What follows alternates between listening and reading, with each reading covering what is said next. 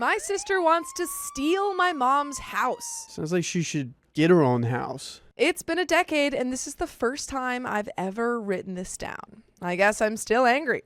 Reading a few stories here made me think about when my dad passed away and everything that led up to it and what came after. I'm trying to hide some identifying details in case someone I know stumbles across this, but if a specific person does, I want you to know I haven't forgotten and I'll not forgive you. Oh, no. By the way, this comes from ADHD is my power, and if you want to submit your own stories, go to the r/OKStorytime subreddit.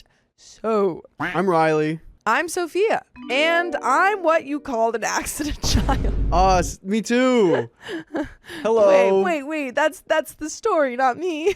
Dad already had kids from his first marriage and didn't want more. My mom was never supposed to get pregnant because she'd had tumors removed from her ovaries that should have made conception impossible. Oh my goodness. Sounds like they were making room. But as the 80s bled into the 90s, I came along anyway. That's crazy. To be told that you literally can't have children, Well, and then you just come along anyway. Well, as a woman doctor, Yeah. if you remove Riley, the ovaries... well-known woman doctor. Thank you, Sophia. If you remove the ovaries, it makes room for the babies to be made. Everyone knows that. If you remove the tumors from the ovaries. Everyone knows that too. If you didn't know that, you need ovaries to have babies. And there we go. Thankfully, my parents never treated me with the contempt that many unwanted children endure. My sister, however, more than made up for their kindness. Oh no. What does that mean? She hates OP. More than made up for their kindness. I think What does that mean? OP's parents were really nice to OP, but the sister was terrible to OP. I see. Over a decade older than me, she never liked me. She could put on a decent facade when others were watching, but everyone knew she didn't care for me. I can only remember her being truly nice to me twice. When my grandfather passed away and the one time she drove me to the airport. As for my mom, she damn near hated her. My sister had convinced herself that my mother broke up her parents' marriage, even though our dad didn't meet my mother until years after his divorce was finalized. Heck, my dad's ex-wife and my mom became good friends and still are to this day.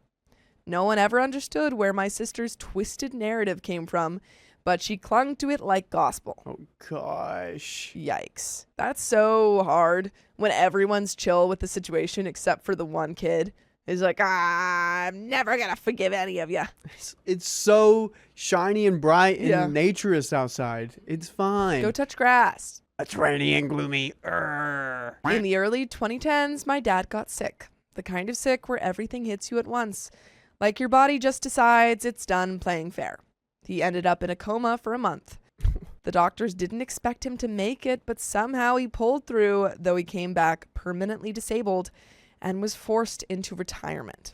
After months bouncing between hospitals and rehab facilities, he finally came home. That's when I learned a hard truth. The government stops caring about you the moment you can't make the money and can only take money from them.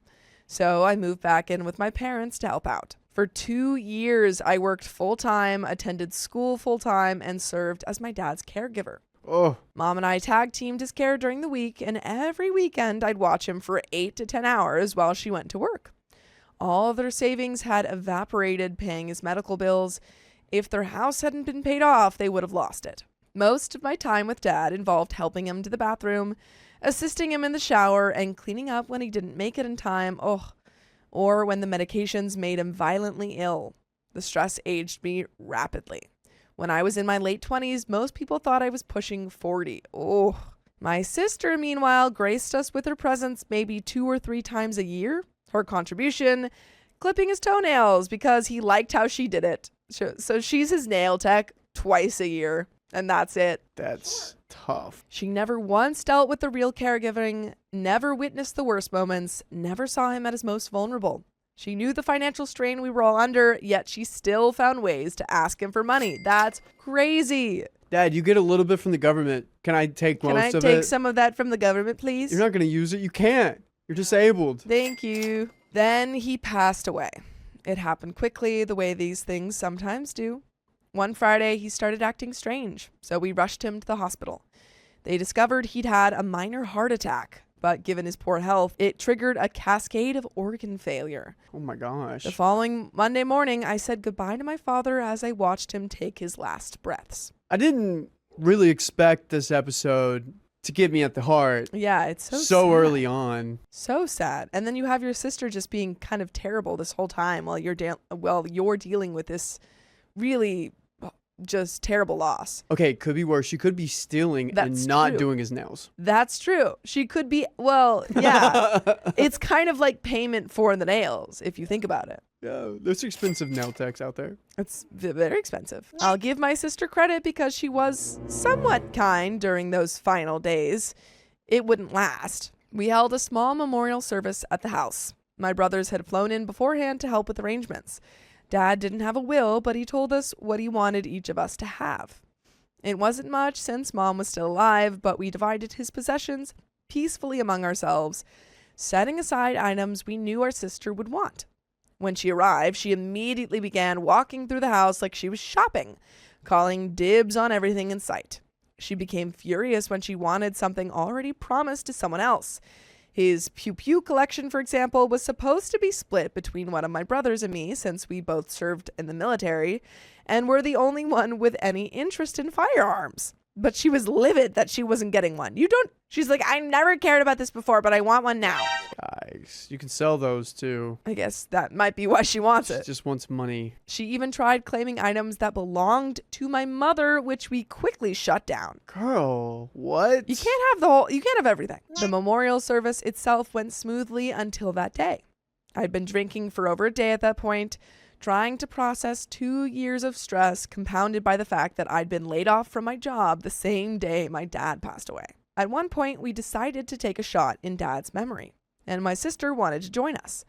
We told her we were pouring them now, and she promptly disappeared. We waited several minutes, even going outside to look for her, but couldn't find her anywhere. So the 10+ family members present took the shot without her. She suddenly reappeared and threw an absolute fit that we hadn't come to get her. She stormed out and drove home that night. I feel like she was waiting in the shadows.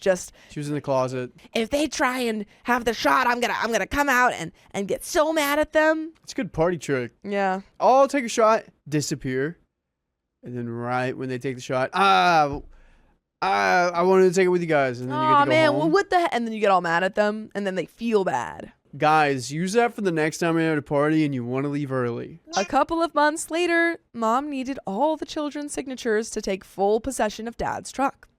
My brothers and I signed without hesitation, but my sister made a huge fuss because she believed the truck should have gone to her instead of Mom. Oh my gosh. I eventually moved across the country to live with my brother and start fresh. Mom decided to follow and put the house on the market. The house had been my maternal grandparents' home, which Mom inherited when they passed. Dad was never on the deed. As far as the state was concerned, the house belonged solely to my mother. That didn't stop my sister from making it a federal case. Federal? What? I think she's joking. Oh, wait, no! My sister wanted to pursue legal action to force Mom into selling her the house for well below market value. I thought she was joking, huh? My sister's own mother put a stop to that nonsense, telling her daughter that if anyone deserved the house after Mom, it was me. My sister scoffed at the idea that my grandparents' house would be my inheritance instead of hers, despite having no blood relation to my mother's family whatsoever. How can you That's have crazy. this much greed to the point that you are dissolving your support system and family? Well, it's just kind of crazy to me because this isn't her mom. Yeah. Like, the house fully belongs to OP's mom. But her dad lived in it. Yeah. She's like, well, my dad lived here, so I can take whatever I want. But it's like, it goes to OP's mom. OP's half-sister, who has no relation to OP's mom, is trying to take OP's mom's house. Crazy. So Mom sold the house and moved to my area. A few months later, Mom was devastated. It was close to the 1-year anniversary of my dad's passing, and my sister had written her a vicious letter. In it, she berated Mom for not giving her the house, not selling it to her, but giving it to her for free. So she's like, I'm not mad that you didn't try to sell it to me. I'm mad that you didn't give it to me just for free. What? I'm not giving it to you for free. She argued that since it was her father's home, Mom never had the right to sell it to anyone else and should have handed it over to my sister at no cost. She's overtaking my greed, man. Yeah. There's nothing else. I mean, like, Truly, she was taking money from people that were getting payments from the government, and presumably OP's mom still doesn't have that much money and needs the money from selling the house. Yep. And yet this woman is still like, I'm going to take whatever I can get from you. And the worst thing about all of this is even if you gave it to her for free, Yeah. she's going to ask for repairs to be done. Oh, yeah. For this to be done. Mhm. You owe it to her. Or She'd it still never find ends. things. Yeah. Think about that for a moment. This house had belonged to my maternal grandparents. People completely unrelated to her. Again, yeah, came passed down on OP's mom's side. Yet she still believed with absolute certainty that when mom decided to sell, the house should have been given to her for nothing. That was the day I decided to cut my sister off for good. It's been almost 10 years now, and I haven't spoken to her once. Neither have my brothers, except when one was diagnosed with cancer and she suddenly tried reaching out to him. In my opinion, she was trying to weasel her way into his good graces in case he passed and left her something. He's been in remission for years now. In that time, I've gotten married, had 2 beautiful daughters, and never heard from my sister once during any of these major life events. My mom lives with us now. She's in her 70s, but looks 50, and she gets to see her granddaughters every day. She has many friends and an active social life. I haven't seen her this happy in years. Wow. If I pass before her, though, she'll be glad to know I'm leaving her something in my will. It's a beautiful epoxy display featuring my 2 middle fingers and a butt made especially for her. I love it. OP is petty and angry 10 years later, and I get it. But I'm never angry about you guys listening to full episodes with stories just like this. Just go to Spotify, Apple Podcasts, or iHeartRadio and search up OK Storytime. But there is a little bit left to the story. Do you have any final thoughts? It's actually a smart move to leave someone. Yeah, You don't have something. a little bit of something. I saw a while ago where this grandmother cut off her son or something, gave Mhm. all the inheritance to OP, but gave her son $1. Yeah, because they can't contest it. Because it's like, no, you got something. Yeah. It's not like, oh, I didn't get anything. She must have like Forgotten about me. forgotten. She wasn't thinking right. No, that was a very intended amount of money Mhm. just for you. Yep. It was very intentional. Absolutely. But I would still be angry about this too, OP. Your sister sucks. Yeah. And she's greedy. And she doesn't really care about her support system. And it seems like it's just her. Like, it's not even her mom Mhm. causing trouble. It's just her.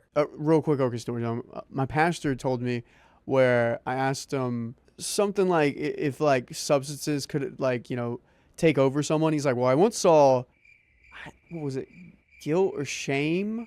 Or, it's actually kind of a gross story. Actually, I don't have a story that's like appropriate for the show because I just remembered how bad it was. But moral of it, Yeah. you could be overtaken by anything if you let it consume you. And you lose the people that love you or, that could be your support system. And then you're alone and you maybe have money. Most times not, because the more you try and get it, the easier it, goes away. And it doesn't sound like she was fighting for millions. It's probably a couple $1,000. Yeah, she was fighting for nothing. Pennies. Yikes. But folks, there's a little bit left to the story, so we're going to read it. Some people think I should forgive and move on, that family is family, that life is too short for grudges. But some betrayals cut too deep, especially when they happen during your darkest moments. I spent 2 years sacrificing my 20s to care for our father while she clipped his toenails twice a year and then tried to profit from his passing. She showed me exactly who she was when it mattered most. I believe her. So yeah, it's been a decade and I'm still angry and I'm okay with that. And we're okay with that too. But folks, that's the end of that story. My sister fired me from my job even though I did nothing wrong. Fire her! I, 19 female, have had a broken family for at least 12 years now. Although I have 4 siblings, for the sake of this story, I will only refer to my 23 female sister and my 17 male younger brother. By the way, this comes from Pulling on Strings, and if you want to submit your own stories, go to the r/OK Storytime subreddit. So, for context, my older siblings have a different dad to my younger brother and me, and since I was 7, my sister had moved to her dad's place. Since then, I have seen my sister on and off as she moved between her dad's and my mom's house, and then eventually out of home. Her dad lived about 12 hours away at the time. For example, for my 10th birthday, she surprised me by turning up and I cried because she hadn't even messaged me since she left 3 years prior. Around about this time last year, I needed a second job for extra money, and so my sister offered me a casual position as she was the store manager at her place of work. Our relationship had been strained for years at this point, as she would let me trust her and then push me away again, but at this time, we had just started talking again, and I saw it as an opportunity to get to know her once again since we were both adults now. Her condition to letting me work there was that I wasn't allowed to tell the others that I was her sister, which hurt me a lot because I felt like she was embarrassed of me, especially when my younger brother worked there at the time and everyone knew that he was her brother. She's like, Yeah, yeah, that's weird. but he's cool. Regardless, I let it go because I was just glad to be around her again. Fast forward to a couple of weeks, and I had a friend who was having issues with her family, so I had offered her to stay with my younger brother, my dad, and me until she found somewhere to live. On this specific day, it was her first day coming to stay with us, and I knew she finished work at 5:15. It was about a half-hour drive from her work to my house and about a 15-minute drive from my work to my house, and I was off at 5:30. For this reason, I wanted to leave right on time because I didn't want her to be waiting outside at night by herself. It was winter, so it got dark very quickly, and she didn't know my brother or dad well enough to be in the house alone with them, and I didn't want her to be uncomfortable. For this reason, straight on 5:30, I tried to ask my sister if I could go home, but she was busy talking, so I waited. After about 5 minutes, I started getting anxious because I am a nervous person, and I said to her, "Hey, I'm sorry, but I really need to leave. I'm off at 5:30, and it's now 5:35. I need to go home so my friend isn't there by herself." She responded with, "I have made a new rule that whatever time you finish, you need to stay 15 minutes after to tidy up your station before you leave. I will pay you for it." You can't just make new rules willy-nilly. Yeah, you gotta put that in the schedule then. Yeah, be like, oh, you're off now. I'm adding 15 minutes to your off time. I said to her, "I've already cleaned up my station. On my roster, it says 5:30 finish time. If you want me to finish at 5:45, you need to put that on my roster." "That's right. I understand you're going to have to pay me for it, and in the future, I will stay back, but today I really need to go." She then told me no, and I was visibly annoyed. Like I said, I am a nervous person, and being late makes me anxious. I stayed for another 5 minutes before she said, "Come with me, now," before walking me into the back of the store and said, "Do not ever undermine me in front of staff ever again. The way you just spoke to me was disgusting, and just because I'm your sister doesn't mean you get to talk to me like that. I am your boss." Girl, If you're not my freaking god, literally, even if that's your boss, like, you that's could still say to your boss, sorry, can't stay. You'll have to put it on my thing next time. To which I was confused because I didn't give her any attitude. I only explained that to her because at my other job, I was a duty manager and I knew that it was illegal to keep staff back past their finish time if they refused to stay back, which is what I responded to her with. At this point, staff were walking past and witnessing. Now she's created this whole like mess that's getting even more dramatic that people are going to notice. Making a scene. I'm sure like when they first had that conversation, no one cared. At that place of work, she has lots of staff that are afraid of losing their jobs, so they agree with her. So I knew that I wasn't going to win. I told her, "I'm sorry, but I'm leaving. My friend needs me. I already told you that I will stay in the future, but that doesn't give you the right to talk to me like that either just because I'm working under you." And she said that if I walk out, then don't come back because I won't have a job. I walked out without saying another word. After this, I asked other people from work if I was rude to her, and I will admit by the end of the arguing, I was getting pretty angry. However, I never swore at her. I didn't yell, but I did raise my voice. She, however, was cutting me off, swearing at me, and yelling. The other people I asked said yes, and so I was starting to think that maybe I was the rude one. However, a couple of months go by, and at my other place of work, one of the girls who I used to work with at my sister's workplace started working at my job, one I wasn't friends with at the time. And she told me that she left because my sister is toxic. I ran into another coworker a couple of months after, and he told me that he saw the situation and said it was unreasonable to fire me after how she treated me, and said that he left because of her too. Boom. Yeah, if you're going to be a bad boss, you're going to lose all your employees. You're Sorry. going to lose them all. That's the thing. The sister is thinking that, oh, OP can't talk to her like that and is saying like, oh, you're treating me like your sister. But the thing is, that's what she's doing. Yeah. She's treating OP like a sister and not an employee. She thinks, oh, hey, can you help me out a little bit more? It's like, no, Yeah. that's what you would ask your sister, not your Exactly. employee. Oh, I'm going to yell at you while we're having an argument. It's what you do with your sister, not your employee. Exactly. I ended up apologizing to my sister because I didn't want to leave our relationship angry, and I told her I want to talk again. I also had my school formal coming up and wanted her to come to my photos beforehand because those photos would only ever happen once. To which she responded with, "Are you effing kidding me right now? I can get over all the other small fights we have had and the stupid things that we've had arguments about because I love you. But the second you bring your childish little tantrums into my workplace, the place that I have devoted every single ounce of my energy and being into, I refuse to apologize or act like it's okay when it's not. The way you acted was disgraceful, disrespectful, and had the potential to threaten my job security. You invited me to your formal without even apologizing to me or acknowledging you were in the wrong is not you trying to make up with me. It's just you being selfish and only thinking about yourself because apparently that's what you're good at now." And I responded with, "You know that I love you and that I want a relationship with you. I understand that you have gone through a lot and I get it because I have too. And I'm sorry for any part that I have played in what has happened. If you were to come to photos, they will be at 4:45. Otherwise, it will be too dark." And she said that wasn't good enough, so I didn't respond. Fast forward a couple of months and she asked me to come to her birthday, which I said no to because I was still hurt and she hadn't come to my birthday in years, not even sent me a message to say happy birthday.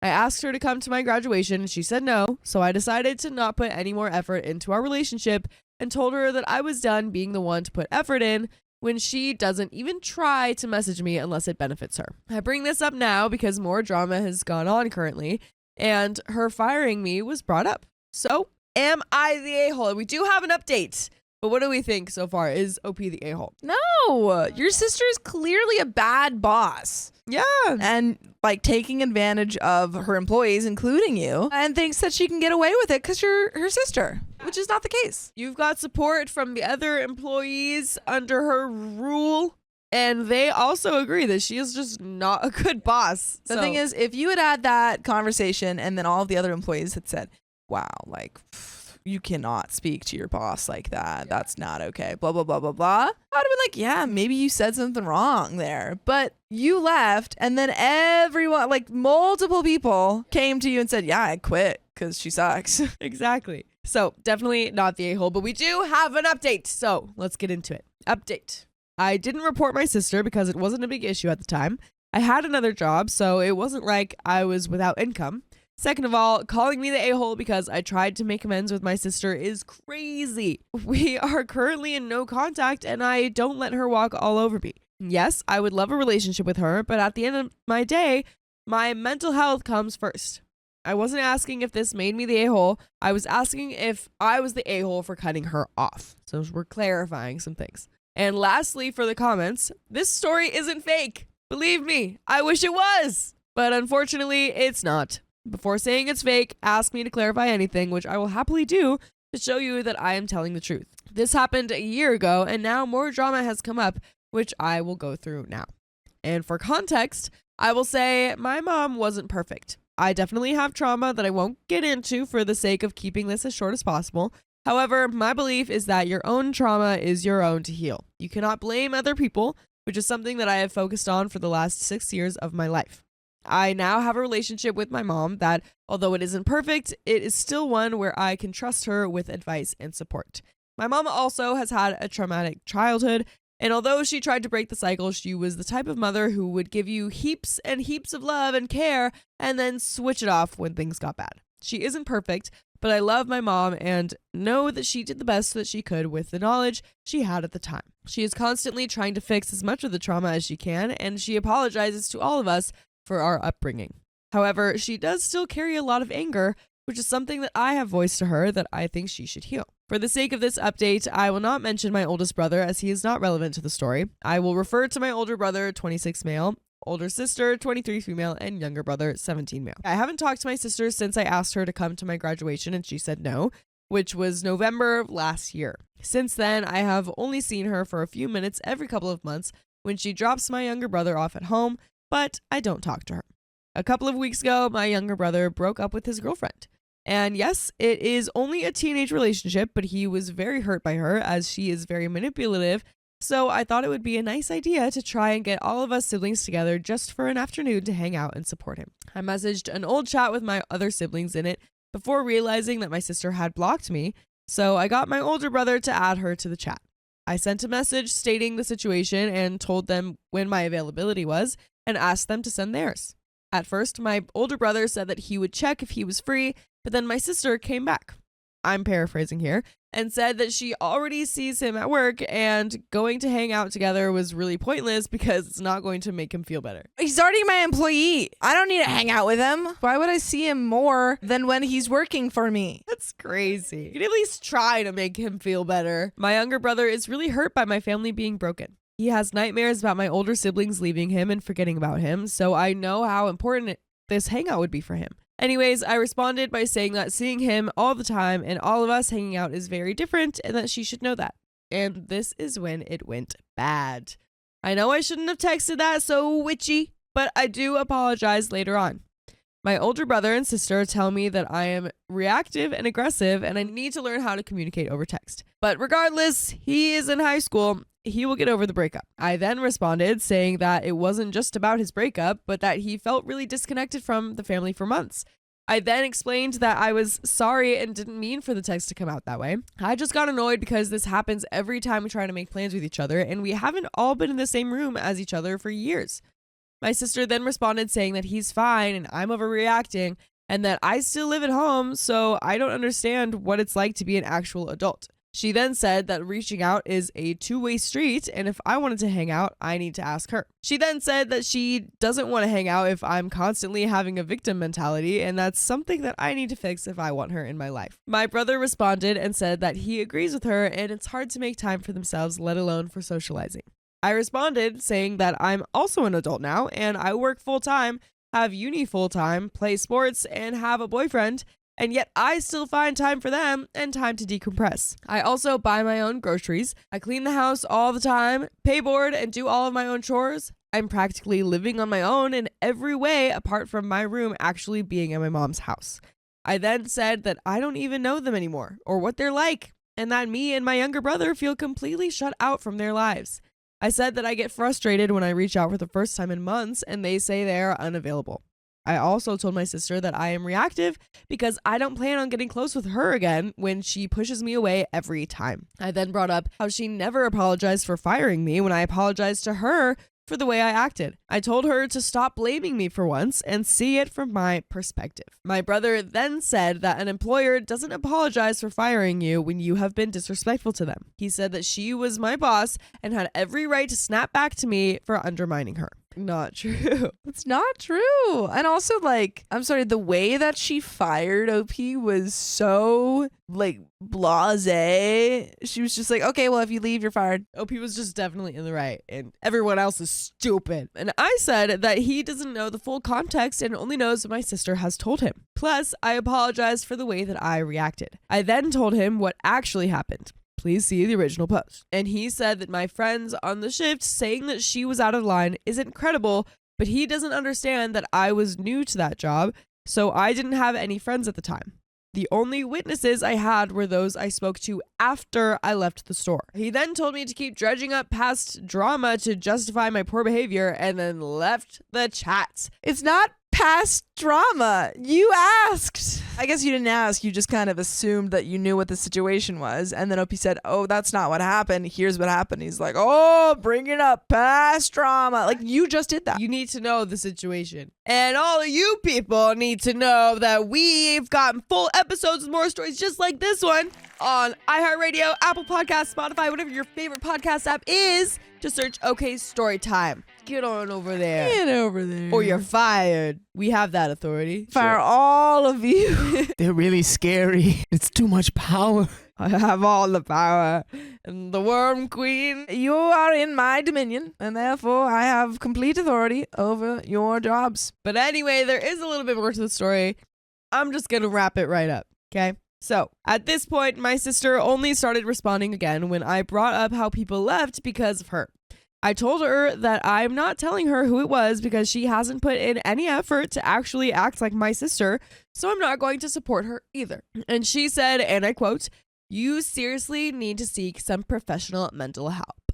So I didn't respond. So am I the a-hole for not telling my sister who left the company because of her? And there are some comments, but what's her answer? No. It doesn't even need to be a question. It's not anything you owe her at all. Nope. Some comments say, you are the a-hole. You are young and, sorry to say, immature. You think being reasonable from your perspective is the right way, and yet ignore the signs that contradict this. But that's okay. You will learn over time. Getting fired has nothing to do with her being your sister. You chose to get fired as your manager was very clear about the consequences. You decided that your friend waiting was more important than losing your job. Your opinion about reasonableness is irrelevant. You will find many bosses will do things that you find unreasonable, and then you decide if you stay or leave. All good. However, you continue to bring this up as part of your family discussion. Stop it. It is history. In the future, don't blur the personal and professional lives. If you feel the personal relationship can't be repaired, then it's okay to go no contact.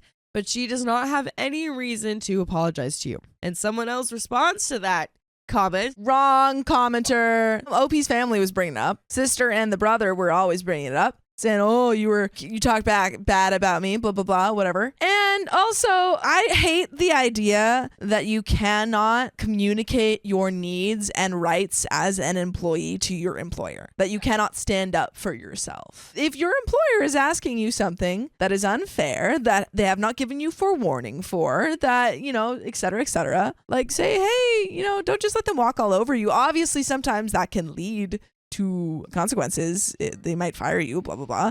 In which case, hopefully you can get some legal, recourse. But if your boss is treating you unfairly, do not take it. Yeah, I feel like this commenter was just like, just all bosses are just like terrible like that. You just have to deal with it. You just have to deal with it. It's like, no. No. Stand up for This is yourself. why we have like workers, You called OP immature for wanting to leave work after her shift ended, but that's okay. You will learn over time. And OP responds to that. I didn't decide that my friend waiting was more important than losing my job. I decided that I wasn't going to be berated by her anymore because I wanted to leave at my intended shift end time. I brought up her firing me in the discussion because I was explaining how these situations occur over and over again, and I am always made out to be the bad guy. I brought it up because it was unresolved and needed to be resolved going forward. Her sister said, literally when she tried to bring it up and like get past it, her sister was like, how dare you? You almost made me lose my job security. It's like, okay. Clearly, her sister was not over that. But OP's response continues. Also, I'm a store manager myself and have never treated a staff member the way she treated me. And I had my younger brother work for me at a time as well. Someone else responds, I agree with this. The two of you will never bend because you both think that you're right. So just agree to disagree and drop it. If she was just a former employer, she would not have to explain herself to a former employee.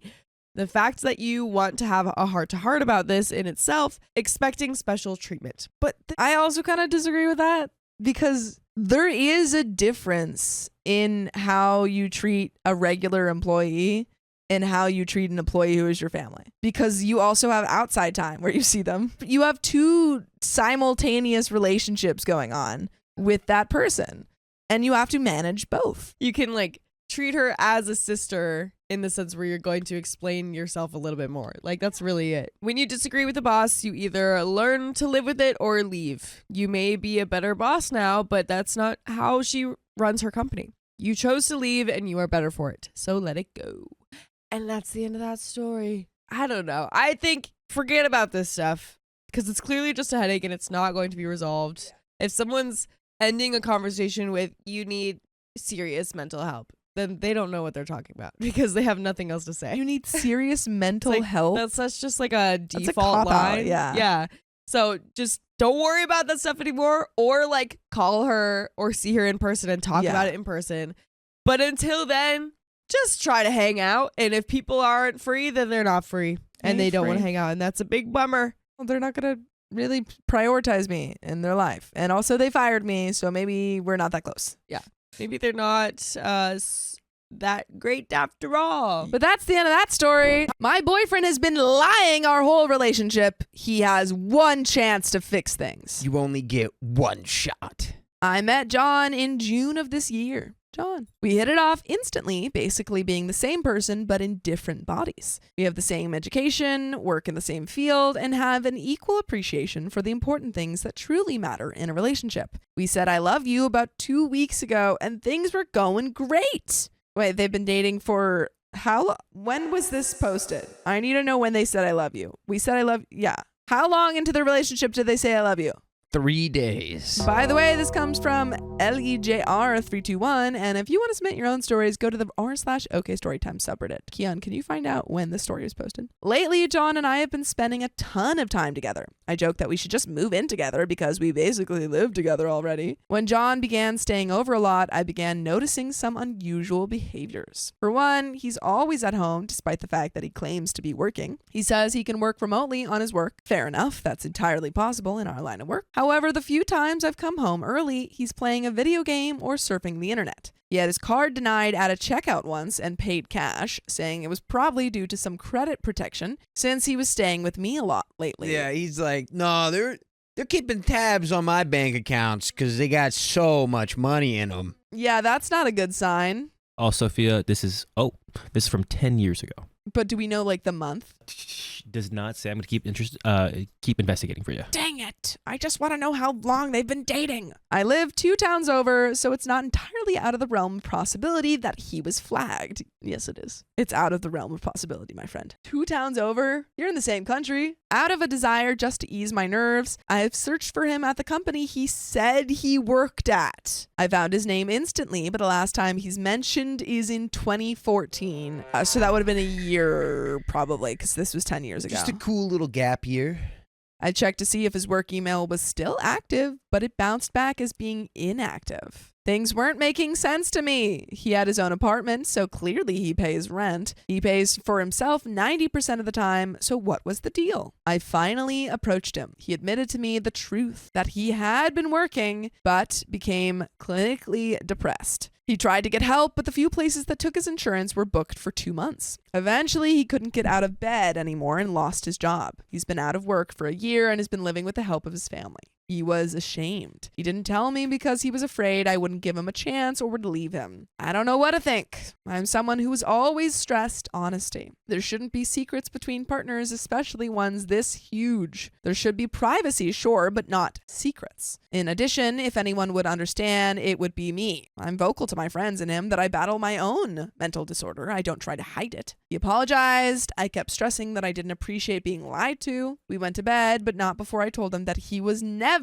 to lie to me again, and that I was okay with the situation now, but if this continued into the next year, I would not. He said that was fair and apologized. I really would love, because they said they were dating since June, so it's clearly like under a year, I would guess. And they're already at the I love you part, but like if you were dating someone for under a year and found out that they completely lied to you about their finances and also didn't have a job and lied to you about that, are you staying with them? You've already said I love you. That could have been a lie too.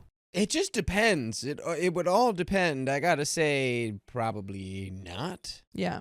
But it would depend. It would depend how much you loved him. Yeah, like how good is everything else outside of the fact that it's like, okay, so you've lied to me this whole time about your finances out of fear that I would leave you. So what else though? You're hot and you cook pretty good.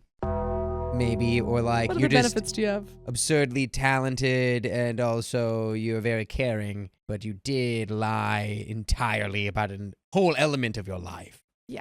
He said that was fair and apologized, though I did feel like the apology didn't measure up to what it should have been, like a child forced to say sorry rather than someone who really regretted it. The next day, we worked on applications, and he did make his best effort. When we were through, we went to run errands. I had just rented a new place, so I needed to pay a deposit for a service. I explained that my credit is pretty much non-existent because I don't have a credit card yet, since I just got out of grad school. You should get a credit card. Why don't you have a credit card? Get your parents' credit card.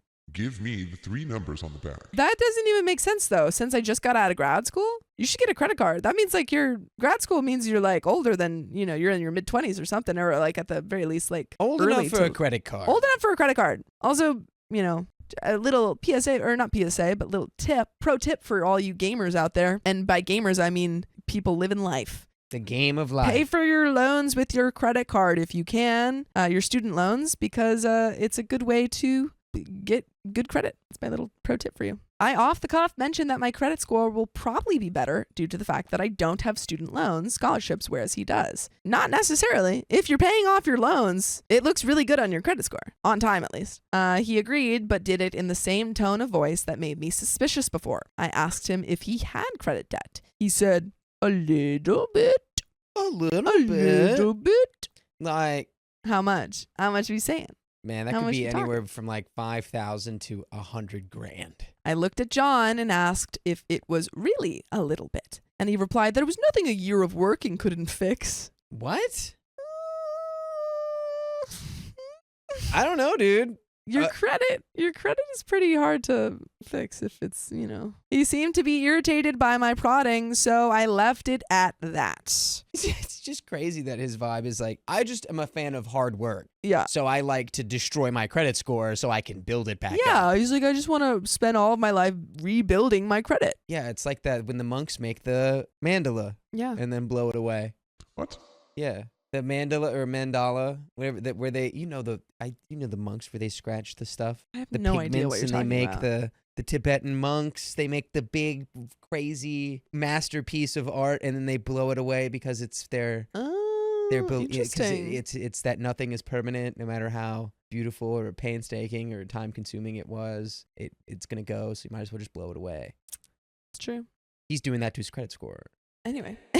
And maybe I was wrong to prod because we are still in a very young relationship to be discussing finances, but now I'm looking into every little conversation. Will he always lie about our finances? Will he lose his job and not tell me? Is this just a result of the depression or is his dishonesty due to something in his character? I don't know what to do. Edit, I'm reading all replies, but unfortunately I cannot answer them at the moment. I will say this because there seems to be confusion. He did tell me he had depression early in the relationship. I didn't quite grasp the severity at the time, as he seemed to be a fully functioning person by the time I met him. He wasn't sure what to bring up the conversation, and he had hoped that he would have a new job before it became a problem. As far as moving in together, no, we are not doing that. Don't do that. Definitely not Don't a do good that. idea to do that. Yeah, neither of us feels comfortable, and I especially won't be comfortable with that until he had a job and I knew more about his finances. Update. There is an update, folks. Any thoughts? Yeah, you cannot move in with someone if you don't If they keep lying to you know about their what finances. income is, or that Well, he doesn't have an income. right, that they don't have a job. Yeah, yes, he is being subsidized by his family, but doesn't have a job, lied about that, has seemingly a large amount of credit card debt. And I feel like it would be different if he didn't lie about it. I think He's it would just like, absolutely if he's be just different. like, I'm just being bankrolled, Yeah.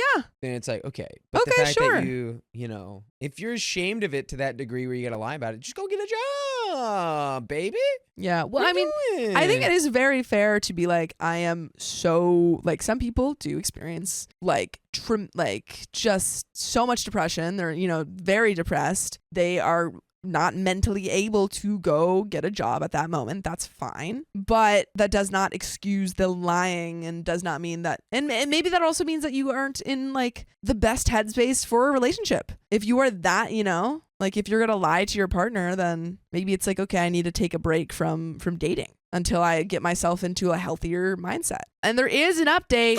So let's get into it. Things have changed drastically. I'll admit the week after I discovered the lie, I let myself get out of hand. We decided to take a week apart to evaluate things. I ended up calling him 3 times, each time pointing out how his behavior had been appalling, how he had gaslit me, how he wasn't just lying to me once, but every day. How I feel he wasn't taking this as seriously as he should, and it was as though he didn't feel anything about the fact that he lied. He didn't say much during those phone calls, just accepted them. Finally, after the 3rd one, he wrote me an email where he detailed what was going on. That he was afraid of losing me, of losing his friends, of losing his family, that he hid what he was because he was ashamed of himself, and it was easier to believe his own lie and pretend it was true than face the reality. Are you sure about that? Are you sure about that? Are you sure? Does it still feel easy? Because this is all the consequence of the lie. Yeah. The lie's not gonna go away. And all of the little kind of branches that come out from this lie are just going to make things harder and harder. He confessed a lot to me, including how much he loved me and didn't want to lose me, and he was willing to make amends. He admitted he didn't know why I was with him, implying that I could do so much better. And now he's guilting you. That is a tactic that people use. I mean, like, you hear it. I think the most easiest example that you could use is like when a mom is like, oh, like, just get a new mom. Oh, like, I'm such a terrible mom. Like, you should just, I'm the worst mom in the world. You should just get another mother. And it's like, it's a guilting tactic so that you go back and you say, no, you're a good boyfriend. Like, you're not the worst boyfriend in the world. Right. I love you. Like, that's what he wants you to do. So you should just tell him that he is. Yeah. And you're like, yeah. No. On advice from one commenter, I set up parameters for our relationship to continue. He needed a job by January 1st. You're still putting the timeline together right now? I'm wondering if this update came after the 2nd June or if this whole relationship has been 6 months. I would bet that. You think it's been 6? I'm betting on that. Which, that's a normal time. Like, they probably said, I love you, like, maybe 4 or 5 months in.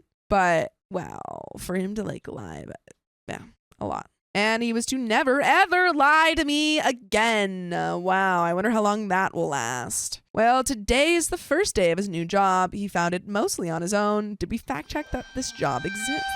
He asked me for help on his resume in terms of formatting and wordplay, but the rest of it was through his own hard work. I can't say everything has been perfect, but it's been better. At first, I asked him a question, and he started to spin a tale, but caught himself and stopped. Whoa.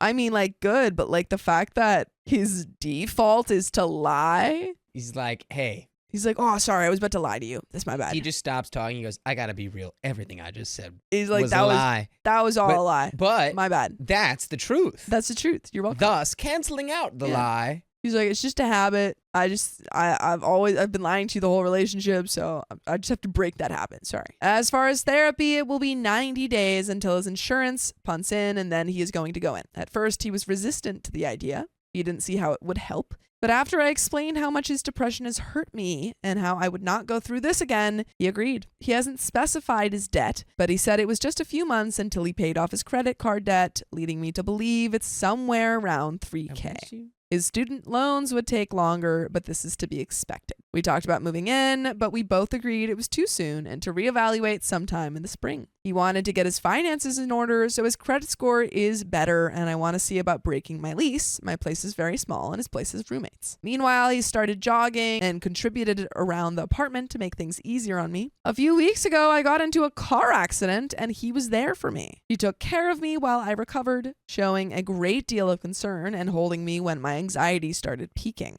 He took care of my dogs, made sure they were fed, watered, and walked. They now whine whenever he leaves. I took him to Thanksgiving with my family, and he helped cook the meal. But you guys can cook your meals while listening to full episodes of stories just like this. You can. Just go to Spotify, Apple Podcasts, or iHeartRadio and search up OK Storytime. You should. And there is a little bit left to this story. There is. Any final thoughts? I am. Wow. That's cool. I was just trying to stick to the theme. Yeah, no, I appreciate it. Huge red flag that after you said, don't lie to me, he goes, well, okay, well, I basically just lied to you, He's but like, I stopped. But I stopped. He's like, I was about to lie. I was halfway through the lie. Let's walk it back. All of that before, not true. Starting from now, true. Like, I can't tell if that's more like half progress or half immediate regression. Yeah, I don't know. I can't tell which one it is. It'd be a bigger red flag for me if I knew that his default was lying. That's also the thing. Yeah. Oh, you want to get down, baby? I'll get her back after this one. Get down there, baby, in 1 minute, little baby. Hi, Mimi. He's over there. Yeah. See, Nikki Bordeaux says, guys, I'm finally moving in with my boyfriend after 2.5 years. He bought me a wardrobe for my birthday for when I move in. I have a couple days to pack and I have so much stuff. See, that's exciting. That sounds like a healthy relationship. You've taken the time to see if you guys work together. And now we're, moving in. That's pretty cool. Here, it seems like we've got about 6 months. He lied the whole relationship and he's still lying. Yeah, 6 months and he can't buy a wardrobe. He can't buy a wardrobe. Income. He's got $3,000 in debt plus all of his student loans. And if he also went to grad school, he's got a lot of student loans. Wait a minute. How does she not have student loans? She went to grad school and she doesn't have any student loans? She's got bootstraps. She's got, that or she got pulled money. herself up by. Sure, she's got money.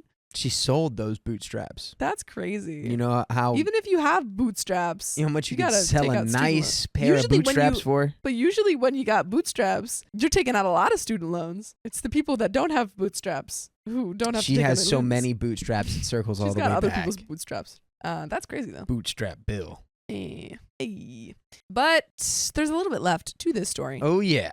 Oh boy. So let's get into it. Last night we had a date night where he made my favorite food, bought me some pink wine. Is that just like rosé? Yes. And we watched Mad Men and talked about rearranging my furniture. Cool. We talked about how long we were going to live where we were. This morning, he left super early for his orientation, waking up on his first alarm. I'm hoping this will be the end of it. In a few months, I may give an update on his mental status. I don't expect everything to be perfect right away, but he's already done so much in such a short period of time. And folks, that's the end of that story. Yeah, that's the thing is that it's not about how much he does in the short period of time. It's It's the what long happens in period of the time. long period. Do we of have time. any sort of update? Because this is 10 years old. We have I have an literally update. any update. Are they still together? Did she break up with him? We do not have an update. That is, yeah. Bummer. And we're about to get into this last story, folks. My in-laws are ruining my marriage. We're not even on speaking terms. They gotta have a talent for that if they can do it without talking. I love my husband very much, but his family is a total nightmare. For background, my husband was a parentified child. His mom became disabled due to cardiac syncopal episodes that started after his younger twin brothers were born. By the way, this comes from my Heads in the Clouds, and if you want to submit your own stories, go to the r/OK Storytime subreddit. So, at just 5 years old, he was changing diapers, cooking meals, feeding the twins formula, making sure his mother was okay, and trying to be a kid himself. He'd regularly pass out from exhaustion while doing homework. His dad worked 70 plus hours a week, sometimes working 7 12-hour days, so he wasn't much help. His maternal grandparents would come by when he called, but by the time they arrived, everything was already taken care of. His grandmother confirmed to me that all the things my husband described were true. She even added that he was cooking chicken and rice for dinner at just 5 years old, which is like so hard and so unfair to him. But also, it seems like, you know, just the way that family was operating, like there wasn't a lot of options for them because it seems like the mom was, Yeah. I mean, she was, You know, silver You know. lining, kid knows how to make chicken and rice now for the rest of his yeah, life. I mean, the mom's disabled. The dad's working 12-hour days every day of the week. Like, clearly, this isn't just a situation, you know, where the parents are neglectful on purpose or, you know, for no reason, which does not excuse it, of course. No child should have to go through this. But I do want to, like, point that out. It seems like this family was operating under very tough conditions. His paternal grandparents hated my mother-in-law. More on this later. So my husband had basically no one to help him. As a child, he would find ways to escape his living situation, whether by staying over at his best friend's house or his maternal grandparents' house. That's, so hard. That changed when his grandfather took his own life, leaving him with only his best friend for support. Then his best friend's mother passed, and my husband was the one who found her. Oh my God, your husband has had a really hard life. That is a tremendous set of circumstances. As a teenager, he turned to substances and other troubles. You know what? Also, we're going to put at the beginning of this episode, trigger warning for mention of substance abuse, self-harm, and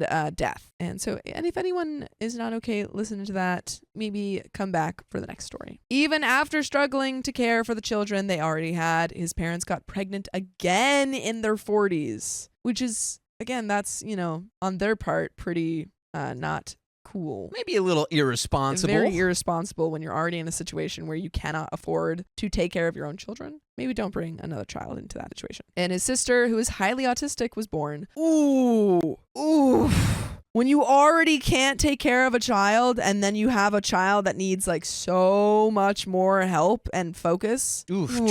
Trigger warning for hard knock life. That's where we're at right now. My husband was 14 at the time. Through adulthood, he bailed his parents out of situations and supported them financially many times. He felt that because he had the money to help, He should help. They did pay for him to go to rehab 11 years ago, and his life turned around. He met me shortly after rehab, and we started dating almost a year after he finished. At first, I thought his family was cool, the exact opposite of mine. We partied together, they were supportive, and they included me in everything. I felt like I had the family experience I had always wanted, especially since I wasn't close to a lot of my own family. But things started to go downhill as my husband and I got more serious. His parents freaked out when after 5 years of dating, we wanted our own place, especially since we were freshly engaged. Well, I mean, either they're very religious or traditional and they're like, oh, you're living together? Or they see the Have you ever had a dream that you had what the train tracks you guys are on look like, because they're like, oh, we're gonna lose our son's caretaker status, that we're not gonna have him paying for all our bills because he's probably gonna pay for his own family. They're seeing that train, they're like, we're gonna lay down in front of it to stop it. His mother cried and picked up a shift at work so she wouldn't have to see him move out. Wedding planning was a disaster. My mother-in-law was controlling and regularly rude to my maid of honor and my mom. She even planned to ambush me with a party bus of spicy dancers, even though I had explicitly said I didn't want anything like that. Well, maybe she was just trying to, blow past that with exposure therapy. Yeah, I guess It's so. like, well, she said she doesn't want one. What if I got a bus full? What if I got a bunch of them? My best friend told me, and my mother-in-law was furious with her. The wedding itself was cringe. She was sobbing belligerently during the ceremony to the point that I heard my great-grandmother-in-law yell, "Stop it!" and smack my mother-in-law's hand. Shut up! Things got really terrible once I was pregnant with our oldest. My mother-in-law and I had never once hung out one-on-one, but suddenly she was talking about us going shopping for baby clothes, acting like my best friend. She didn't respect boundaries from the very beginning. She overshared information we didn't explicitly tell her to share. She tried to throw a baby shower for us with just her friends, which we declined. She got gifts she never gave us. She just kept saying weird things. She told me she had a dream that we went to the beach. I gave birth in the back of her car. The whole family was there, including my mom and brother, and she held the baby first. That's a nice dream. Anyway. Nice, yeah. At 9 months pregnant, she knowingly exposed us to the vid because she insisted on seeing my husband for his birthday. That's not very cool. That's very bad. That's very bad. That's the whole point for the vaccine, so that we don't expose people who are at risk, like pregnant women, to this. We gave her a list of our boundaries regarding the baby, and she completely ignored the text. Instead, we got a message from his grandmother saying we broke her heart, that we were cold and cruel for having boundaries. I had a rough labor with our oldest, very traumatic, with a vacuum-assisted birth. My husband told his mother on speakerphone not to post pictures of the baby, and she was upset, but said okay. $500 on pictures of the baby being posted. She's like, okay, fine, I won't post pictures of the baby today. No, she just gets the post ready, and then she just finds a stranger at the library. She's like, will you press the post button on this, please? I didn't post it. Someone else did. Oh, that was Regina from the library. She posted it. I didn't do anything. Mm-hmm. She posted pictures several times anyway and had to be begged to delete them. She even went on Facebook to tell everyone how she wished she could share pictures, but we wouldn't let her yet, and how it was breaking her heart that her granddaughter was already a week old and she had only FaceTimed twice. When they visited, it was a nightmare. No boundaries were respected. It got to the point where all the visits were unpleasant, so we stopped them altogether. Even when we FaceTimed, she screenshotted pictures and kept posting them. Stop FaceTiming her. Call. Regular call. Yeah. My husband told her that if she could respect our wishes, we could do another visit. She declined because things weren't how she wanted them to be, so we went no contact. She started bashing me on Facebook, saying I was a bad mom, that I was a witch, that the vid paranoia and the fear of digital kidnapping had ruined her relationship with her granddaughter. She claimed I had poisoned her son against her and even threatened to go to court to force us to let her see the baby. No contact was broken almost a year later when my husband's paternal grandfather passed away. His paternal family hates my in-laws. My mother-in-law got into it with my husband's parents, causing issues with the rest of the family, so they don't speak to my husband's family at all. At the funeral, things were okay at first. The rest of the family welcomed us. My mother-in-law wouldn't look at me, but hugged my husband. My sister-in-law, who's only 16, hugged me a few times and said she missed me. I told her I missed her too. She hadn't directly done anything wrong. One of the twins hugged my husband while the other ignored him. We both told my father-in-law we were sorry for his loss, and my husband hugged him. I was 6 months pregnant at the time. Things took a nosedive when my mother-in-law and grandmother-in-law asked when I was due. I told them I wasn't going to discuss that with them. My husband went to hug his mom goodbye, and she shoved him.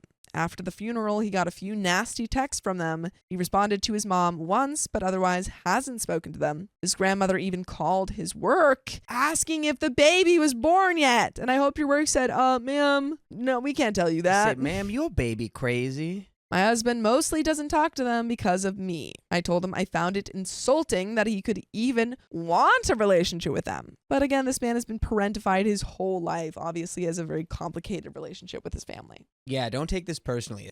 Has literally nothing to do with you. Yeah.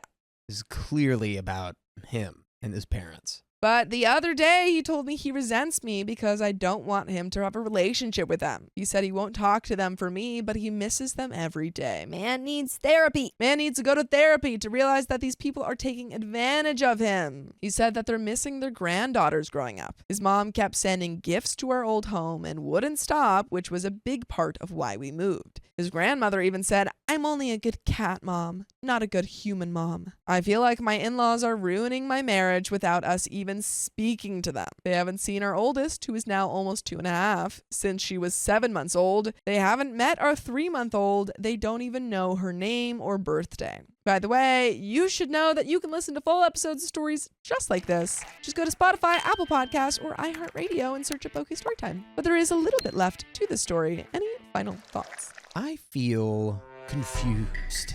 He feels confused, folks. Why?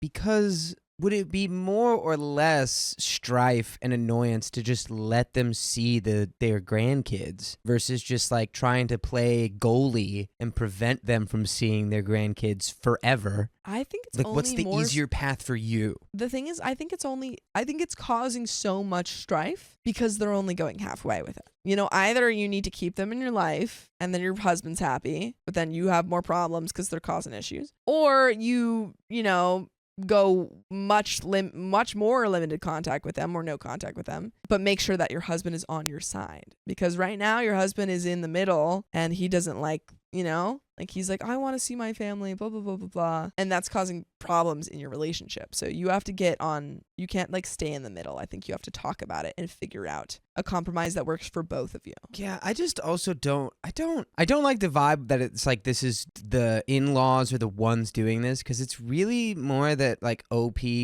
was like, you can't be talking to them, you can't be doing this because I'm insulted that you'd even want to, which is like that's not crazy, like that makes sense, but also like it's really not a you problem. You feel like it's a you problem because you are like married to your husband, but really this would be happening to anyone regardless of it being you or like another woman or anyone. It's like, so I think it's coming from the wrong place. I think Soap J says the husband can visit them without the children, just him. Yeah. If he wants to have a relationship with them, that's his decision to make. Right. But I think also as a parent, your decision can be like, I don't want them to see the kids. Yeah. Well, the decisions should come from like, this is what's best for the kids, for us, yes, or like for the family, instead of like, this is what makes me feel the best. I agree. There is a little bit more. I can't have them in my life or my children's lives. They ruined my husband's childhood, yet he still feels loyalty to them because they were there for him when no one else was. Well, I mean, they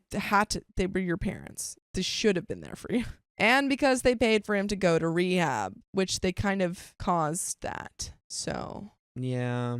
I have constant nightmares of them coming back into our lives, and it hurts me that my husband would welcome them back after everything. And there are some comments. Comment 1, did your husband keep going to therapy after rehab? Might be a good idea to look into. Opie says, no, he told me he doesn't want medication or therapy to deal with this. Man needs therapy. He doesn't want side effects from medication and feels the therapist will just tell him stuff he already knows. Clearly not. Clearly he doesn't know. I think for him, he needs to accept his childhood is toxic and be able to work through it without blaming me for not talking to his parents. Comment 2, your in-laws suck, but you really don't get to be insulted that he wants a relationship with them. That's his family, so it's his choice. Yeah, which is what you were saying. His relationship with them can be wholly separate from his relationship with you. It feels to him like you're the reason he's not seeing his parents. Resentment will build. Is he in therapy at all? If not, he should be. We already know he's not. He needs to work through his childhood trauma to help him realize you aren't the problem, they are. But until he can work through that, he's going to be confused, knowing he shouldn't see his parents but not being able to remember why.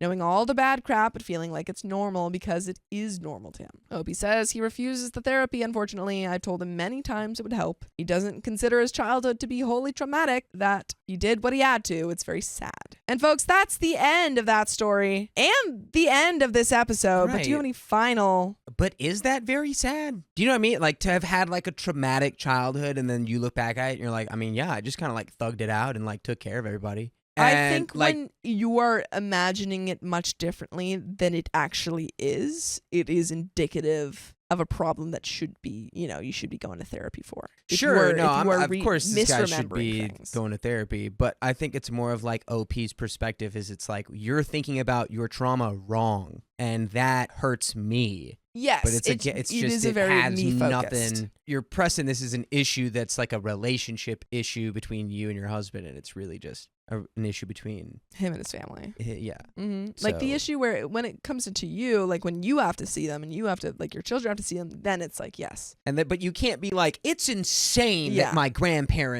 my child's grandparents want to know her. It's like, of course they do. My boyfriend lied about his life for 3 years now.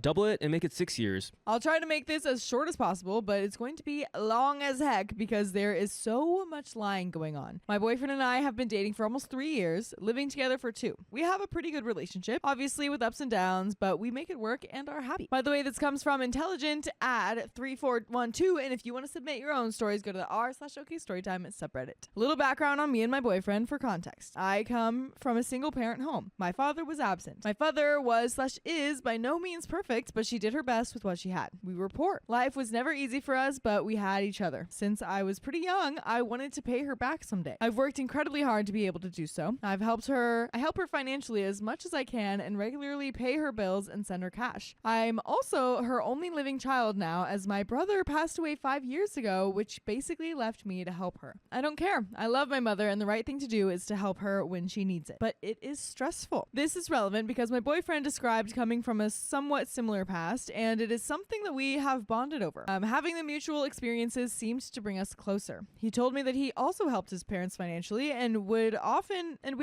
vent to each other about the stress it brings. I'm not one to confide in many people, so having someone who I felt like actually understood me was meaningful to me. So here's where the lies come in, and I need someone to either tell me I'm not crazy and this is effed up, or that I am crazy and it isn't a huge deal. I'm fine with either. When we met, my boyfriend lived in a condo in a pretty swanky part of the city. I live in the U.S. Northeast. He told me that he owned that apartment and condo. I found this to be interesting/odd because he was 28 at the time, and I know this property is upwards of $650,000 on the low end, and he was in an entry-level job for only like 2 years, so the numbers just didn't really add up. Whatever, maybe he's good at saving. But then, since living together, I never once saw a piece of mail for a mortgage payment, electric bill, taxes, nothing. Not for 2 whole years. Very odd. Also, when we started living together, he didn't have his room rented out in the former apartment yet, so he was still responsible for the portion of the rent. He would send a Venmo payment to his mother on the first of every month for his portion. I don't own property, but I can't think of a scenario where I would Venmo my mom to pay the mortgage on a property I supposedly own. Getting more odd. He would then go to his parents' house for an afternoon and come back really upset. Usually, when I would ask why, it was because they were having financial problems and he needed to help them out. I totally understood this and supported him. He literally has cried on my shoulder about this many times. He tried to start a company years back and ended up getting into debt somehow. He told me that this debt was $17,000 and that he paid it off. I'm confused because I met him only 2 to 3 years ago after the supposed debt occurred and the company dissolved, and it was already paid off. He told me when he moved back home after the business failed, he was $17,000 in debt and living at his parents' house, working at a minimum wage job. How someone with a minimum wage job pays off that much debt in 3 years? I'll never know. We got into a fight a few weeks ago and I finally had enough and confronted him about these things. Long story short, he doesn't help his parents. They actually pay his phone bill, and this was all a lie. He doesn't own that apartment. He didn't pay off that debt from his company. He initially told me that his parents helped pay it off, and then like 3 minutes later, he came clean and said that his business partner paid it off, so I have literally no idea what the truth is here. And if anything, in my eyes, his parents are the ones who are financially supporting him. So now I'm dating a 31-year-old man who doesn't pay his own phone bill, was lying to me and or completely fabricating aspects of his life for 3 years, and then when confronted about it, continued to make up lies and then come clean about it 5 minutes later. I'm obviously concerned that he could lie for this long about fundamentally important things like our values and so on. I sincerely thought that I would marry this man. He seemed to understand me like no one else and to be a truly caring and genuine person. Now I'm having a hard time rationalizing actually planning a life around someone who would not only lie about their background and family, etc., but also financial aspects. Aside from that, I now can't tell what is the truth and what is a lie. I've also noticed other things that he has lied about, called him out on it, and he has denied it outright to my face. I see this as a form of gaslighting, as I know I'm not wrong, but he is trying to convince me otherwise. Am I overreacting? Is this a white lie that went haywire, or is this actually a series of complete and utter BS used to manipulate me? And also, is it insane for me to actually consider a life with this man? Any advice is appreciated. There are some comments, but oh boy.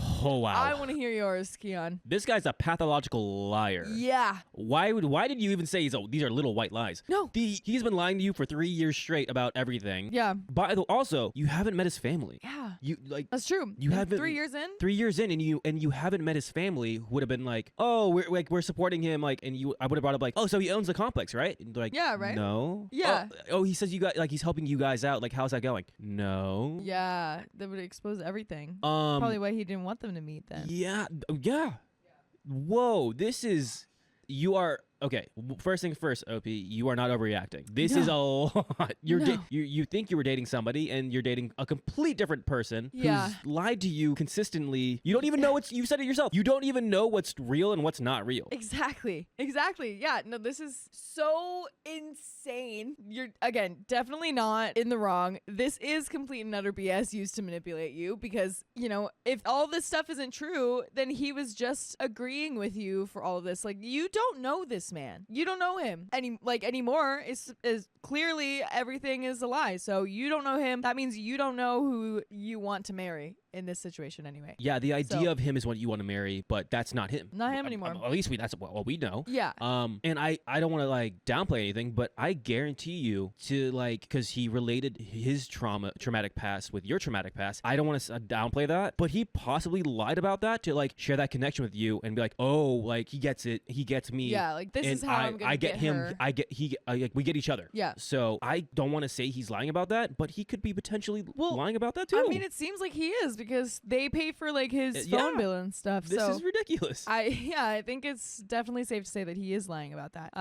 So, oh my gosh. Yeah. We do have some comments. Comment number 1 says, this isn't a white lie. This is a huge web of lies on which he's built the foundations of your relationship. I would forever be wondering what else he's lied about. Get out. OP says, this is the issue for me. It honestly wouldn't be as big of a deal if this wasn't like a huge part of our relationship. Bonding and confiding in one another, I mean. I come from a harsh background and I had a difficult life growing up, and it was very special to me to have someone who I thought could at least mildly understand. I've also told him so many painful and personal things while he was lying to me nonstop, apparently. Okay, so that seems like it's a big part of your relationship. So I'm saying what I exactly said. Like your traumatic past is your traumatic past, but he tried to relate to that, and you don't even know if that's real. That's insane. Yeah, because I mean, I'm sure there's more to your relationship. This isn't the only thing, but if this is something that you connected about and something that you valued him for, then that's one problem. But again, the fact that he lied to you about all of that is just like, there's no reason for him to do that. But we do have an update. My previous post got more attention than expected, so I figured I would update. Well, it's over. As many of you suggested, I couldn't possibly build my life around someone who lied so pathologically. Good. I initially agreed to work on the relationship, provided that my ex get therapy to work through why he felt so compelled to lie about so many aspects of his life. I also requested that he come clean to his parents, my parents, and anyone else he lied to or embellished the truth to. He agreed to this and seems genuinely interested in working on things and himself. I really wanted it to work out and was willing to accept that maybe he was just wildly insecure or had some attachment issues or something that caused him to act this way. I waited 4 months for the therapy and confessions to happen, and they never did. Not surprisingly. For those of you who were confused about how I didn't know that he did not own this apartment for so long, or thought that I had never met his parents, I had met them many, many times. But yeah, to be honest, they are pretty cold people who I never really connected with that much, and was definitely not comfortable enough to be like, hey, is your son a pathological liar, or is all of this true? On top of that, he also told a lot of these lies to his parents as well, so they wouldn't have been keen to what I was talking about anyway. I got to the point where basically anything that came out of his mouth seemed like a lie, or at least a half-truth to me. Also, I lost respect for someone who could lie so easily and then not even feel guilty enough or any remorse to come clean about it. I'm pretty honest, almost to a fault. So the cognitive dissonance there that occurred from being with someone who had basically opposite values from me was tough. And you know what's never tough?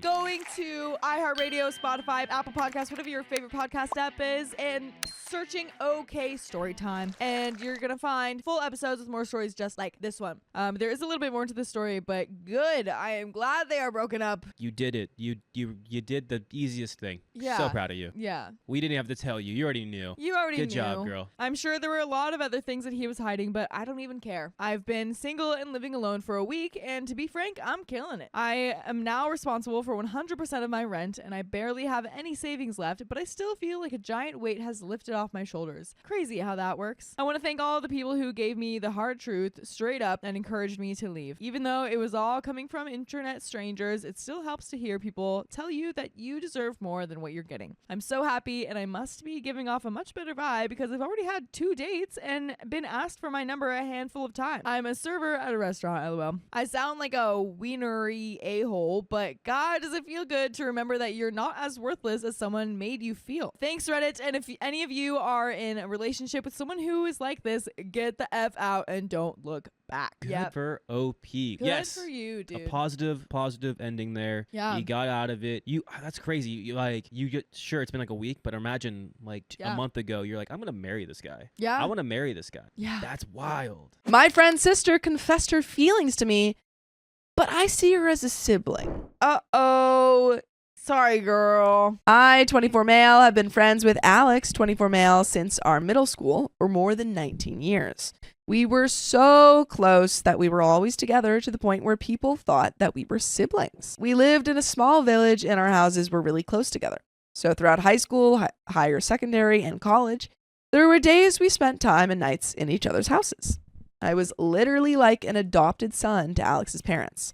By the way, this comes from Need Some Advice, Please. And if you want to submit your own stories, go to the r/OK Storytime subreddit. So, Alex has a younger sister, Alina, 21 female. I have no siblings. So the moment I met Alina, she has been like my own sister, since I've always wanted to have a sister. Whenever I was in Alex's home, she always came and spent time with us. Me and Alex studied in the same higher secondary school and college near our village that even in our late teens, our friendship still continued. Alina was so close to me that whenever Alex or her father weren't free, it was my job to take her shopping or to places she wanted to visit. So I was literally a second brother to her. We were so much like siblings that there were times I scolded and reprimanded her. She has always been obedient towards me more than she has been to Alex. I wonder why. So her parents always used to joke that I am a better brother to her than Alex. Dang, man. There was an incident that occurred when I was in college. I went to a movie alone since all my friends, including Alex, were busy with something. When the movie finished and I was coming out of the theater, I saw Alina and 2 of her female friends coming out of the same theater. I was surprised and went to ask what she was doing there. She was completely shocked to see me and started crying. She didn't say a word and continued crying. Whoa! Wow. When I saw that people were staring at us, I took her and her friends to a nearby cafe and started asking for details. They confessed they cut their tuition class, came to the movie without anyone knowing, I asked if they did this regularly, to which they said it was their first time and they'd never do it again. All this time, Alina never spoke a word and she just continued crying. Oh my God. This God. is like when you do like something slightly bad and then Yeah. I'm sorry. I told them that this time I would help them to cover it up, but if I ever saw or knew about them doing it again, I would inform their parents. The girls agreed and the two Dang. friends left. I bought Alina snacks for her to stop crying. And for some time, she stopped crying and said she was sorry. I told her it was okay and to go home and never repeat this again. I never informed Alex or his parents. 3 years ago, Alina got her admission in a college in a faraway city that she had to move away. Her mother was so reluctant to send her away to a totally different city. Alina insisted it was her dream college, that she wanted to study there. So she moved away to the new city when I was in my last year of college. 2 years ago, I graduated and got a job in the same city Alina was studying in. Alex got a job in another city, which is even farther away from both our village and the city I got the job in. Both of us were sad that we had to separate after more than 17 years of being together. But his mom was really happy about me getting a job in the city that Alina was in. She said she can finally be at ease since I was there to look after Alina if anything happened to her. So when I moved to the new city, Alina was there to collect me from the railway station along with her friends. Knowing this guy, Yeah. Alina probably like wore something really cute and was Yo, super happy yeah. the whole time. Yeah, she It was like, oh my God, I'm gosh, gonna like- pick him up from the station. Yeah. And all of her friends like, oh my God, And he gave him a hug around his neck. And like, oh my gosh, how are you? And he's just like, you. Like, hey, good to see you. How's a little, I don't know, probably calls her like chicken. Little chicken. How's a little chicken doing? And she's like, oh, hi, you know, that's not my name. Alina and 4 of her friends lived together in a rented house near their campus. I introduced myself as Alina's brother's friend. All of them were communicating something through their eyes. Later, I settled at a place near my company. It was only 30 minutes away from Alina's campus. She and her friends took me to the major places in the city that evening since it was my first time here. I was really happy to be taken care of by them. For the last 2 years, I have been living in this city. During Alina's vacations, we went back to our village together and came back together. I was gifted my own car a year ago by my parents. Now, I am well acquainted with all of Alina's friends that I take them for shopping and movies during some weekends. There were times I was even called to the house they live in to move furniture or change lights. They even cooked for me and we ate together at their house on some holidays. I've already told them no matter what the place or time is, if they needed help, be sure to call me. Today, when I reached my room after work, I got a call from Alina's number. I took the call and one of Alina's friends said she will share a location and asked for me to be there.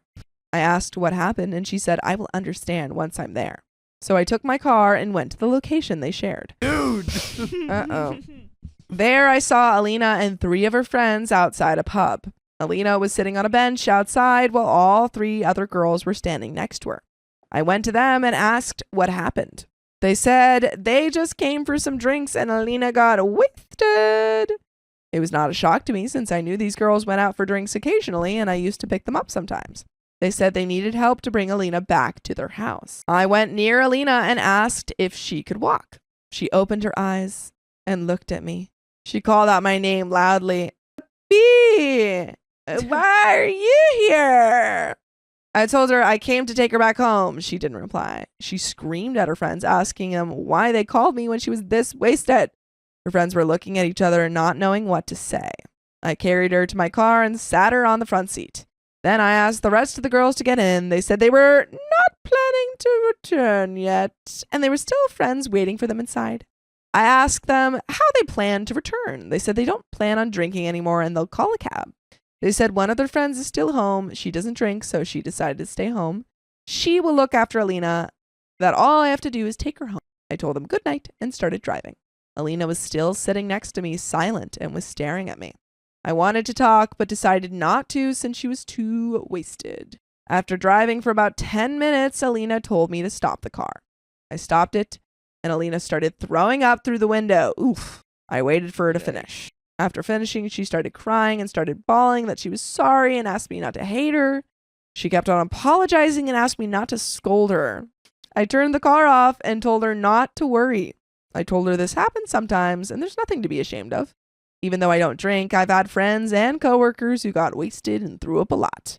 But she still kept apologizing and told me not to hate her. I totally had no idea what to do next. Then she started saying that it hurts the most when I scold her.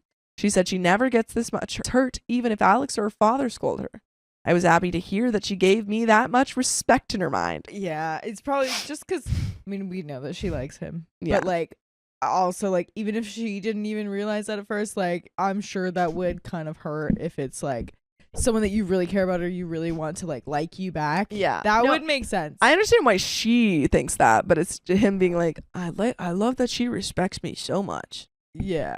The whole situation is just strange. So I didn't speak and let her finish her ranting. She said she doesn't want me to hate her, thinks she's a bad girl, and wasted. It was then she started saying things I never thought I would hear from her. She said she's always had a crush on me since high school. She said she was so in love with me that she made reasons to go out with me for shopping those days. She said she always loved to spend time with me whenever I went to their house. She said she loved the way I looked. I talked. I took care of her. She said she loved everything about me. She said she was devastated the day I caught her at the movie theater, not because she was afraid of her parents, but because she was afraid I would think that she is a bad girl. She said she cried about it the following days after the incident. She said that all this time she knew that I only viewed her as my sister and it hurts her a lot. She always wanted me to view her as a girl rather than my sister. This is such a rom-com, dude. Yeah. Yeah. She said she went far away from our village for college in order to get away from me and her feelings toward me. She called me an a-hole for following her to the new city just when she was trying to move on. She said seeing me at the railway station that day made all of her feelings for me flood back at her. She said that the last 2 years she enjoyed spending time with me again, that all the weekend plans and household chores were planned for her to spend more time with me. She kept on bawling and weeping. She even said she rejected 2 guys who asked her out during the last 3 years just because of her love for me. She said I'm so insensitive and cruel for treating her like a sister. Actual drop bears is smut prologue. Yeah. Yeah. She said she tried to hate me as much as she could, but no matter how hard she tried, she couldn't find it in her heart to do so. She said I should at least give her a chance. After ranting all this time, she then continued crying for some time and slowly calmed down. I was frozen in my seat, searching for words. After she calmed down, we both stayed silent for some time. I was totally confused, and never in my 24 years of life had I ever felt this lost. I asked her if I could start the car. She stayed silent. Wait, what? When They're when driving. did they park? Oh, when she started throwing up. Oh, okay. Yeah, I thought they yeah. were just. I They thought were that at was a while they were. no, they were at a driving. Sonic. She's like at They were at her, a Sonic. she's at her like literal worst, Yeah. and she's explaining, "Oh, this poor girl." Oh, and he's Yeah, like, Miss Uzi says, "Girl needs to lay off the romance novels." literally. The thing is Yeah. that I mean, I know she's a little tipsy. We both stayed silent throughout the drive. I was so tense that I could hear my own heartbeat. When we reached her house, I got out of the car and went to open the door for her.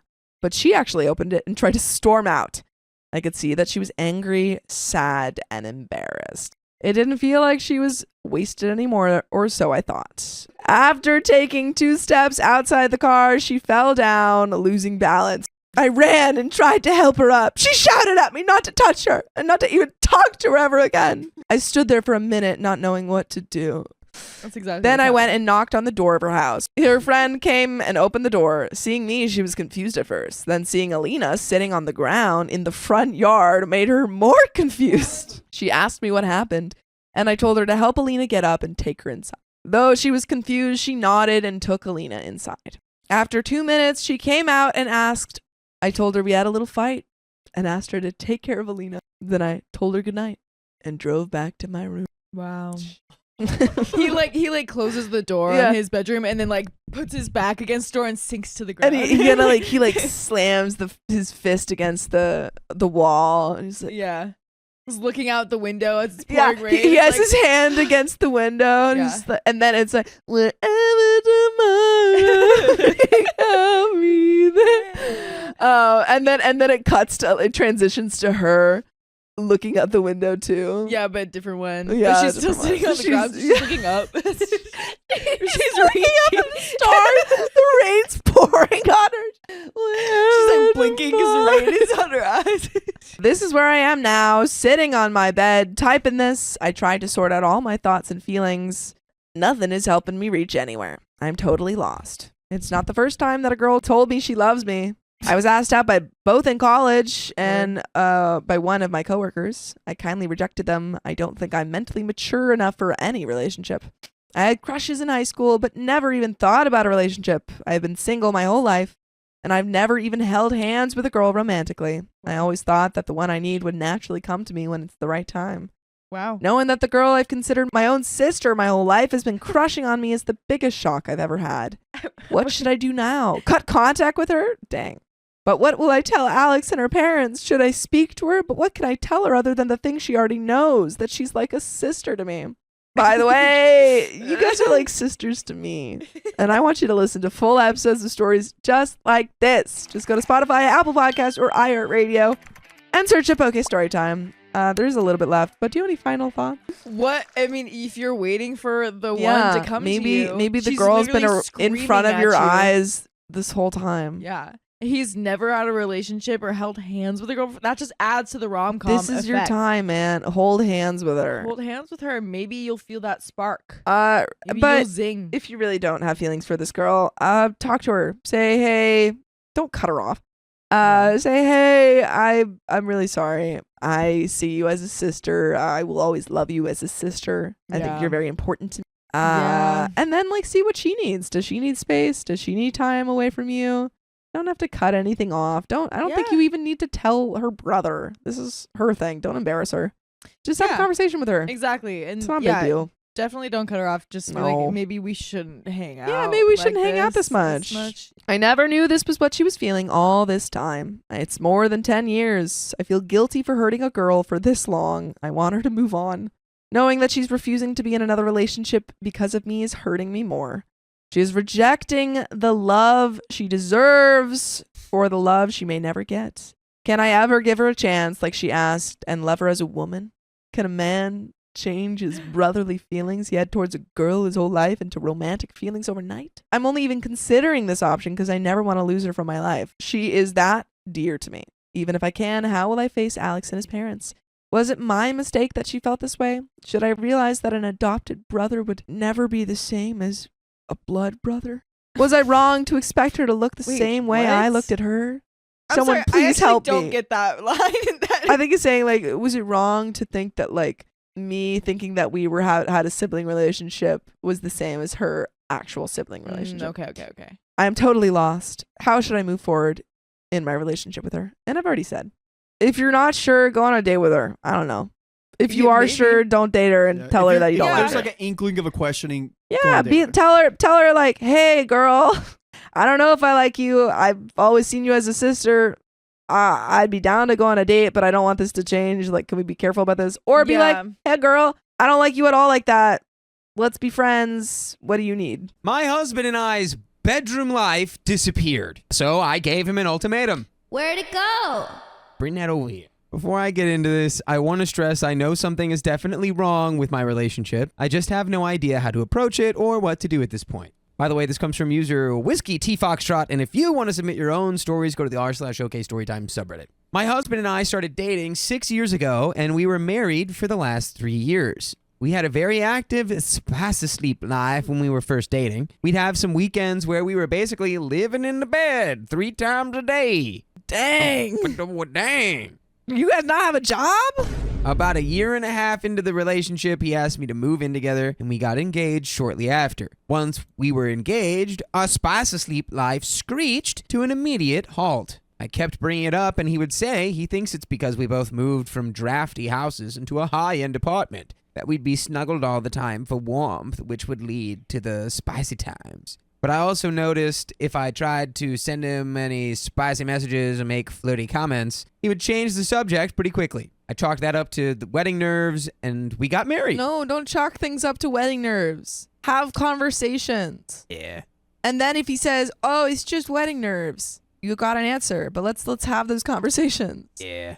We had a 3-week honeymoon in the Caribbean where we did nothing but lounge around with each other, pretty much. Even though I tried to initiate a few times, we didn't have the spice of sleep at all on our honeymoon.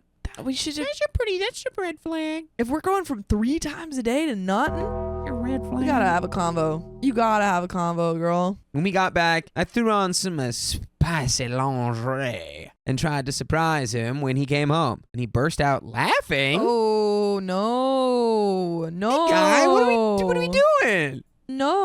Oh, no. Bad. Oh, God. Ooh. At that point, I flipped out and pointed out that something is obviously wrong and that this is too soon in a marriage for something like this to happen. He said that the wedding was really stressful for him and he needed to unwind. At this point, one of my friends mentioned something seemed different about my husband. None of them are in the loop as to everything going on. After this continuing the same way, I brought it up again, and he said that the truth is that he feels trapped in the apartment with me. We both went from living in houses to living in a 1-bedroom together. That seemed fair enough, and we bought a house together. This did not change our situation in terms of the bedroom. Why is he lying? Why you always lying? I'm so confused. What is that? You didn't have to marry Because her, we dude. live in an apartment? It's like because That's we what live in it the is? same room and now I'm trapped. And so they got a house and presumably different bedrooms. Babe, here's the truth. We don't have any south-facing window, so I don't really feel Babe, energized here's the enough truth. to do anything with you throughout the day. The house is just a little drafty, man. Babe, here's the truth. The floor, it's not hardwood. The aesthetics in this house are not at a place that makes me want to make babies with you. The crown molding, babe. Terrible. Yeah, there's no joke I can make there. Okay. So, this did not change our situation in terms of the bedroom. But since we keep money separate, which I do not recommend, I have student loans and houses are expensive. I picked up a second job bartending 3 nights a week to make sure I wasn't stretching my money too thin. Then the excuse became, "You're never home." He started getting angrier and angrier about me never being home, even when I pointed out all the time I was actually at home. Yeah, there's something else going on here, and he's trying to make it your fault. Do you have a secret gay husband? Do you have a secret gay husband? Like, I think he just What? is seeing someone else in general. oh, secret cheating husband. Yeah. Yeah. There's a secret tunnel in. Should we do a All of poll that. for, is it secret cheating husband or secret gay husband? I just think Slightly Toasted sounds like he's hiding his true sexuality. I don't know about that because she said that they had a year of, not to say that someone's, identity is fluid, but I do think that would be, Well, no, I don't know how much sense that would make after literally a year of him seeming pretty into it. But of course, he could have Sometimes just kind it's of thought he knew nonsense. himself and then Yeah. realized that wasn't who he was. So feel that like is we a had a story possibility. like that the other day. That is totally possible. It is fluid. My money's on gaycation. I think I'm just gonna go with a plain old cheating, and it could be either or. This is a man in I'm need going. of a gaycation. I'm going the embarrassed route because Miss J Bird said something about being embarrassed, but like we don't know exactly. But I think he's embarrassed of something. Like about himself? Something like something. Something. You're going yeah. Sophia's going the cheater route. You're going his spirituality is Spirituality. yes. Ooh, Slightly Tove says that it's because it's like the marriage was the finish line. Now he doesn't have But to fake it anymore. But he was faking it when they got engaged. Yeah, but like, I don't know. Going from 3 times Yeah, a day that's to what I'm saying. literally, I mean, I To get none? it. Like you can slow your roll, but like it seems like it's non-existent now. Yeah, interesting. Well, let's see if we can find out. Let's find out. Okay. All right. okay. Ooh, Nana Lisa Chirila says STD. That's a good point. That could be it. Ooh. Oh, or he got right underneath it. He got Yeah, injured and now ED. has the ED. He is the Ed. Mm.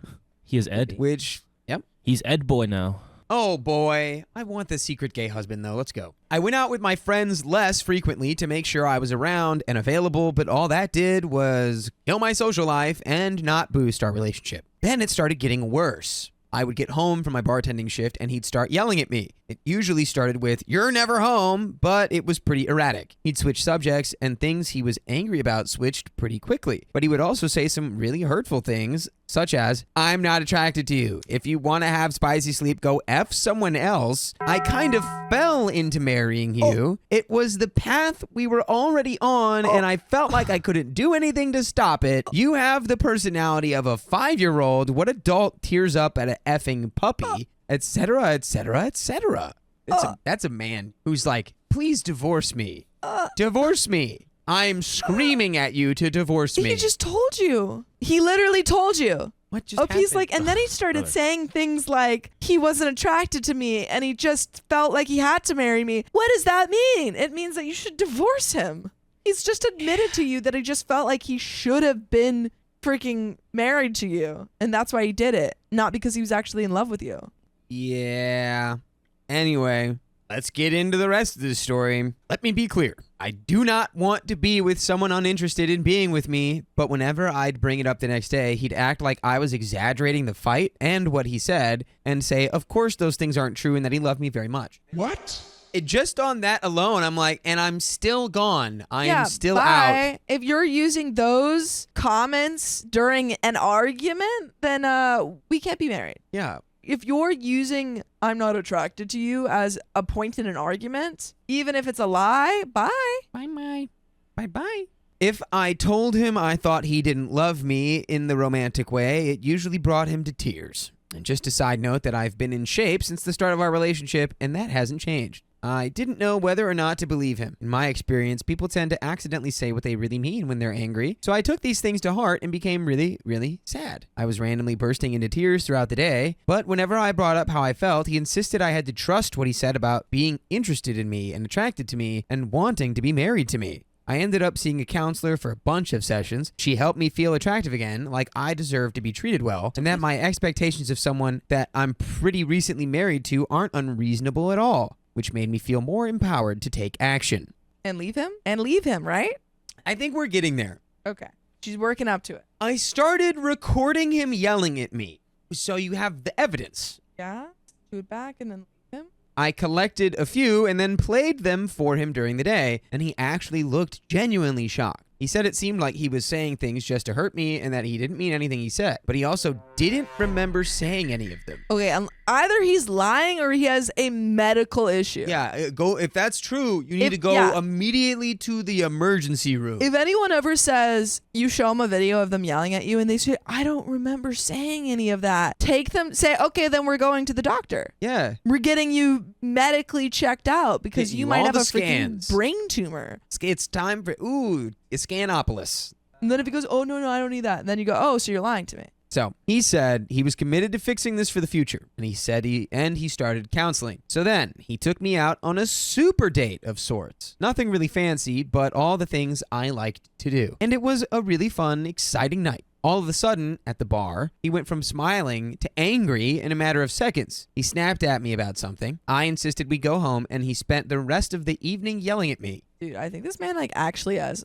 mental health issues. Yeah, that sounds like that's not normal. That's not normal. Like he's got a problem. Is he drinking? Was he drinking the other times he was mad at you? That's a good question. It seems like you got to the bar and then he immediately started doing all that stuff that he's been doing. So is he drinking? Rini says schizophrenia and bipolar also manifest in 20s and 30s. I feel like I am now convinced that this is some sort of mental health thing because this is not normal behavior. Yeah, that doesn't make any sense. Saying I don't remember doing that is... that would be really concerning. I mean, that'd be such a bold-faced lie if it was a lie. You'd think you would never even try to say that. Especially when you have video proof. Yeah, I'd be like, officer, I don't know who that is on video. It's not me. Stealing that car? It's not me. It's like, sir, we arrested you in this vehicle. I don't remember that. I don't remember that. So... the next day, I said I thought we needed a divorce. He begged me to try couples counseling instead. I told him that whatever was happening was an issue he was having and that he needed to figure that out before I'd even be interested in counseling. I drove over to the bar I work at for a few hours. Not working, I just needed to get out. And told a person I don't know very well what was going on. And she suggested that he has an adverse reaction to booze. Which was your thought. I mean, I don't know about adverse reaction. I just was thinking when he drinks, does he just turn into an unfun guy? That doesn't explain the not sleeping with her. Yeah, and not remembering. When I came back, my husband presented the same theory about himself. He said he thinks he has a really adverse reaction to booze and shouldn't drink anymore. I didn't really think he'd stop, but he stopped cold turkey and hasn't started again since. Fast forward to now, our spicy sleep life hasn't changed at all. And he's almost euphoric about not drinking.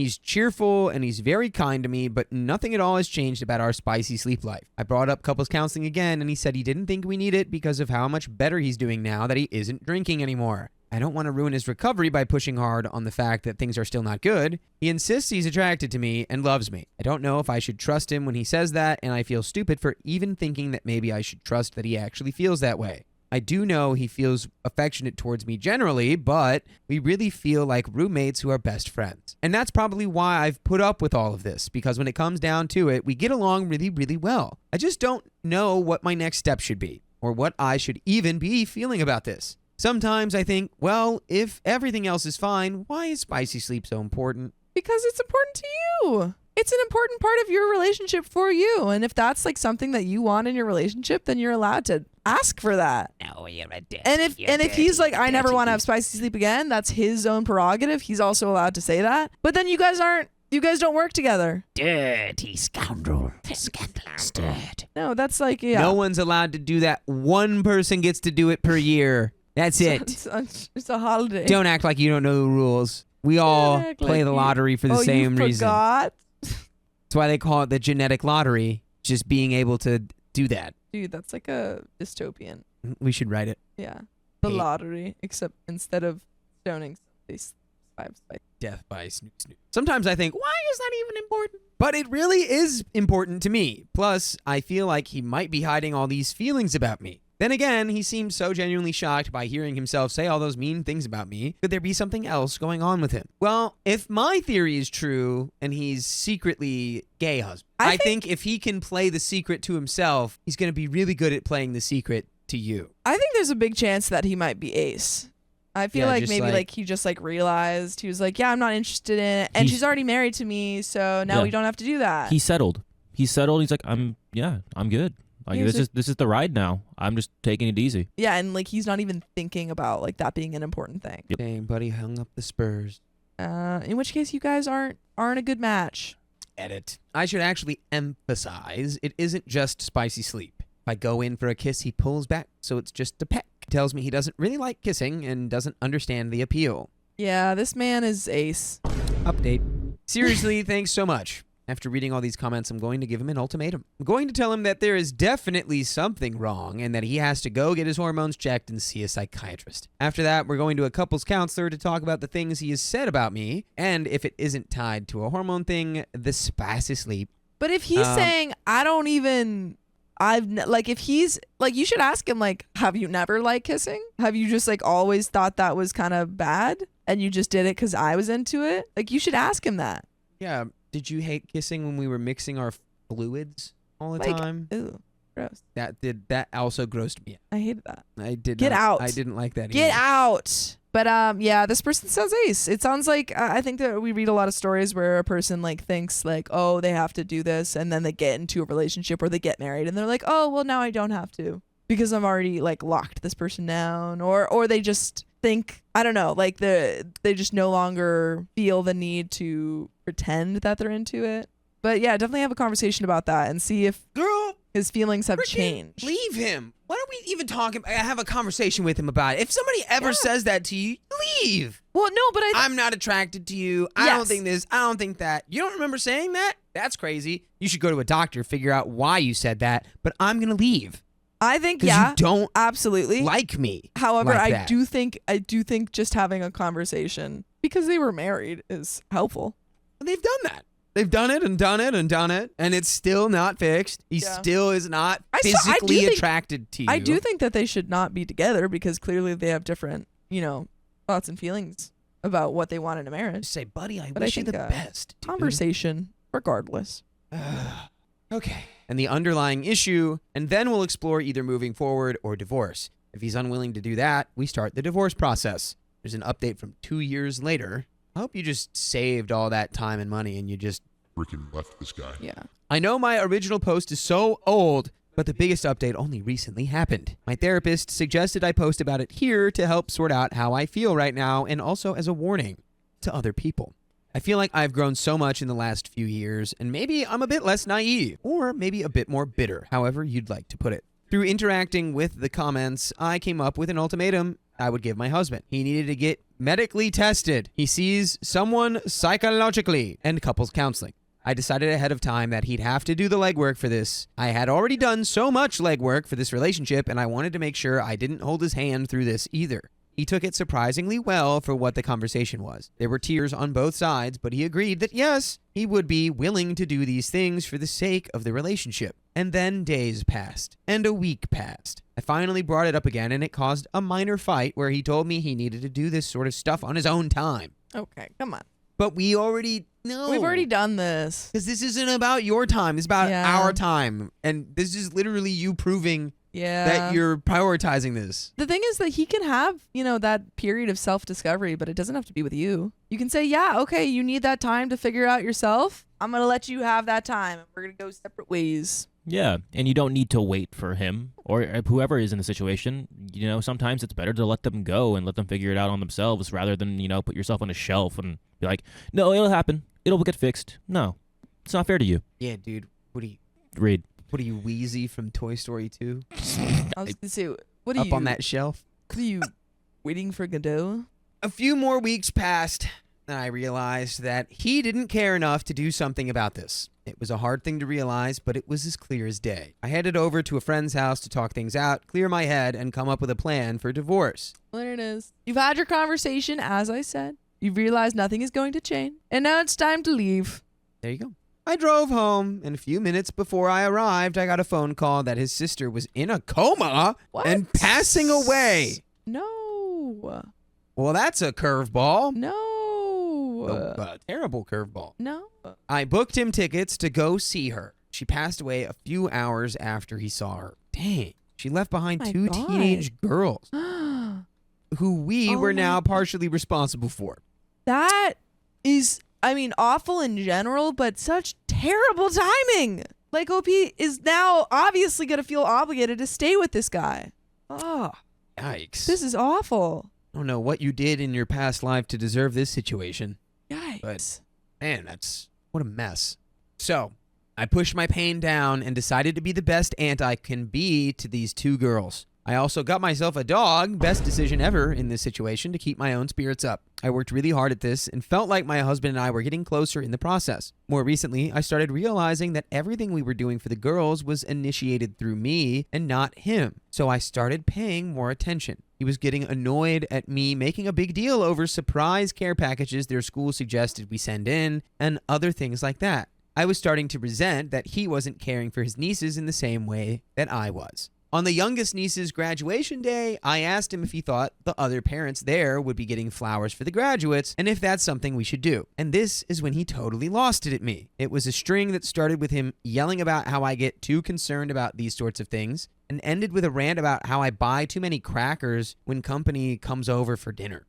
This man has got mental issues. And please leave. Also, I'm wondering if these young girls have graduated. High school, if they're 18, because if they're 18, because I think she said that when the youngest graduated, if they're 18, leave him. They can still hang out with you. Now they can make their own decisions. Leave him. Indeed. Buy too many crackers, company comes over. How am I supposed to keep my rage contained? Yeah. This started changing the lens I was looking at him through. Again, also, at this point, I felt like my nieces had launched into the world with lives of their own. Yeah. I started re-seeing the eye rolls when I talked, the cutting remarks about my intelligence, and the utter lack of spicy sleep. So I started talking to people. I started seeing a therapist, and together we all came up with a plan to discuss everything with him, probably ending in divorce, though I never took that as a definite.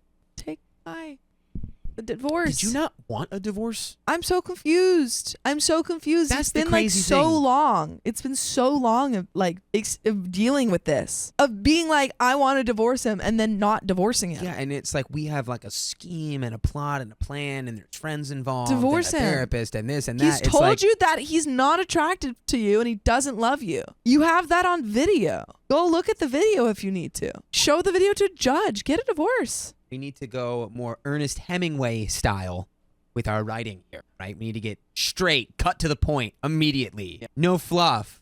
You're writing like, help, English major. Lord of the Rings. Who's a flowery author who writes with a lot of... J.R. Tolkien. Yeah, what is this? The Silmarillion? Yeah. You're writing the Silmarillion, you should be writing a one-page poem. Yeah. Exactly. Thanks, Sophia. You always need an English major in your life to help you. Alley-oop, literary reference. Isn't that right? Graduated from Oxford. Yep. And Harvard Medical School. Oxford. You need to create the conglomeration of all of your institutions. Yarvox. Yarvoxford. Ow. Yarverfarv. There we go. Okay.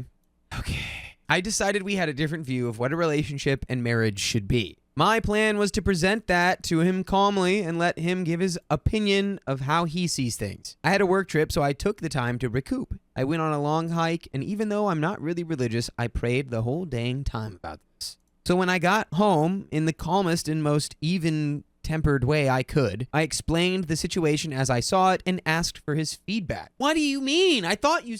Why? Let's keep... My friend and I rehashed what would happen if he cried and begged for a chance to change, or what to do, or rather where to go if he got really angry. But nothing prepared me for his reaction. What, did he have like confetti and streamers? And he was like, yay! Yeah, he threw a parade. He agreed with me. He said that everything felt forced to him and that this wasn't a natural relationship. That he married me because that was the path he was on, and since he wasn't planning on having kids, it's not like that mattered all that much. Remember when he told you all of this? Believe him. The first time he told you this. Remember when he told you this 2 years ago? In fact, he prefers being alone generally. Oh, dang, is he schizoid affected? That's crazy. He then finished by asking if I thought we could get couples counseling. I calmly said that given what he just said, I didn't think that was an option. He immediately started trying to talk next steps, who gets what, etc. He brought up that he could probably technically fight for alimony, but that he wouldn't, and he said that he wouldn't fight for my dog if I don't fight to go after his separate finances. I think this was the most painful in-the-moment reaction I could have had from him. I told him I would give him some space that night, so I drove to my friend's house and cried my eyes out. Him not fighting it is ultimately better for the long run, but it's really hard to realize that your husband of 5 years and partner for 8 never really loved or cared for you. 5? I didn't realize you were together for 5. I thought it had been 2 years. At least 3. 5? He told you like 3 years ago that he didn't love you. OP says, I should have listened to my gut all along. You should have listened to him. Yeah, you didn't need to listen to your gut because he told you that. Like, very clearly told you. Well, I hope we've all learned that valuable lesson today. I thought you were going into the CTA. No, just the valuable lesson that when your partner is like, I literally want nothing to do with you, don't stay with them for another 2 to 3 years. Nope. Even if they say, I don't even remember saying. Oh, well, you said it to me, buddy, so I'm gone. Should have listened to my gut all along. And by the way, you can listen to full episodes with stories just like this on Spotify, iHeartRadio, Apple Podcasts, or wherever you listen to podcasts. All you have to do is search OK Storytime, and then you have access to over 2,000 episodes. And we have a little bit left to this episode. Let's just finish her off. Yeah. We had that talk last night. I'm currently sitting in a coffee shop typing all of this out. I'm a relatively attractive person. Okay, humble brag. And I channeled my frustrations over the last few years into lifting and working out almost every day. So I'm hopeful when it comes to love in the future. Opie's just so buff.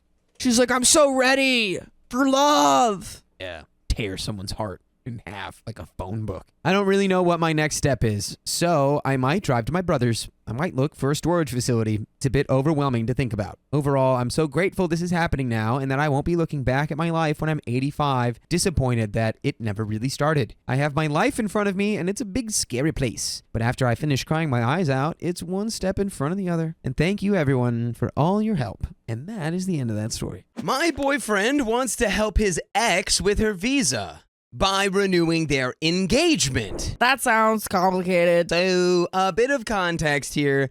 I, 29 female, have been with my boyfriend, 31 male, for almost 2 years now. We weren't looking for something serious when we met, but we instantly clicked, and it became serious really fast, as we were so well with each other. By the way, this comes from Lols Do Brawls, and if you want to submit your own stories, go to the r/OK Storytime subreddit.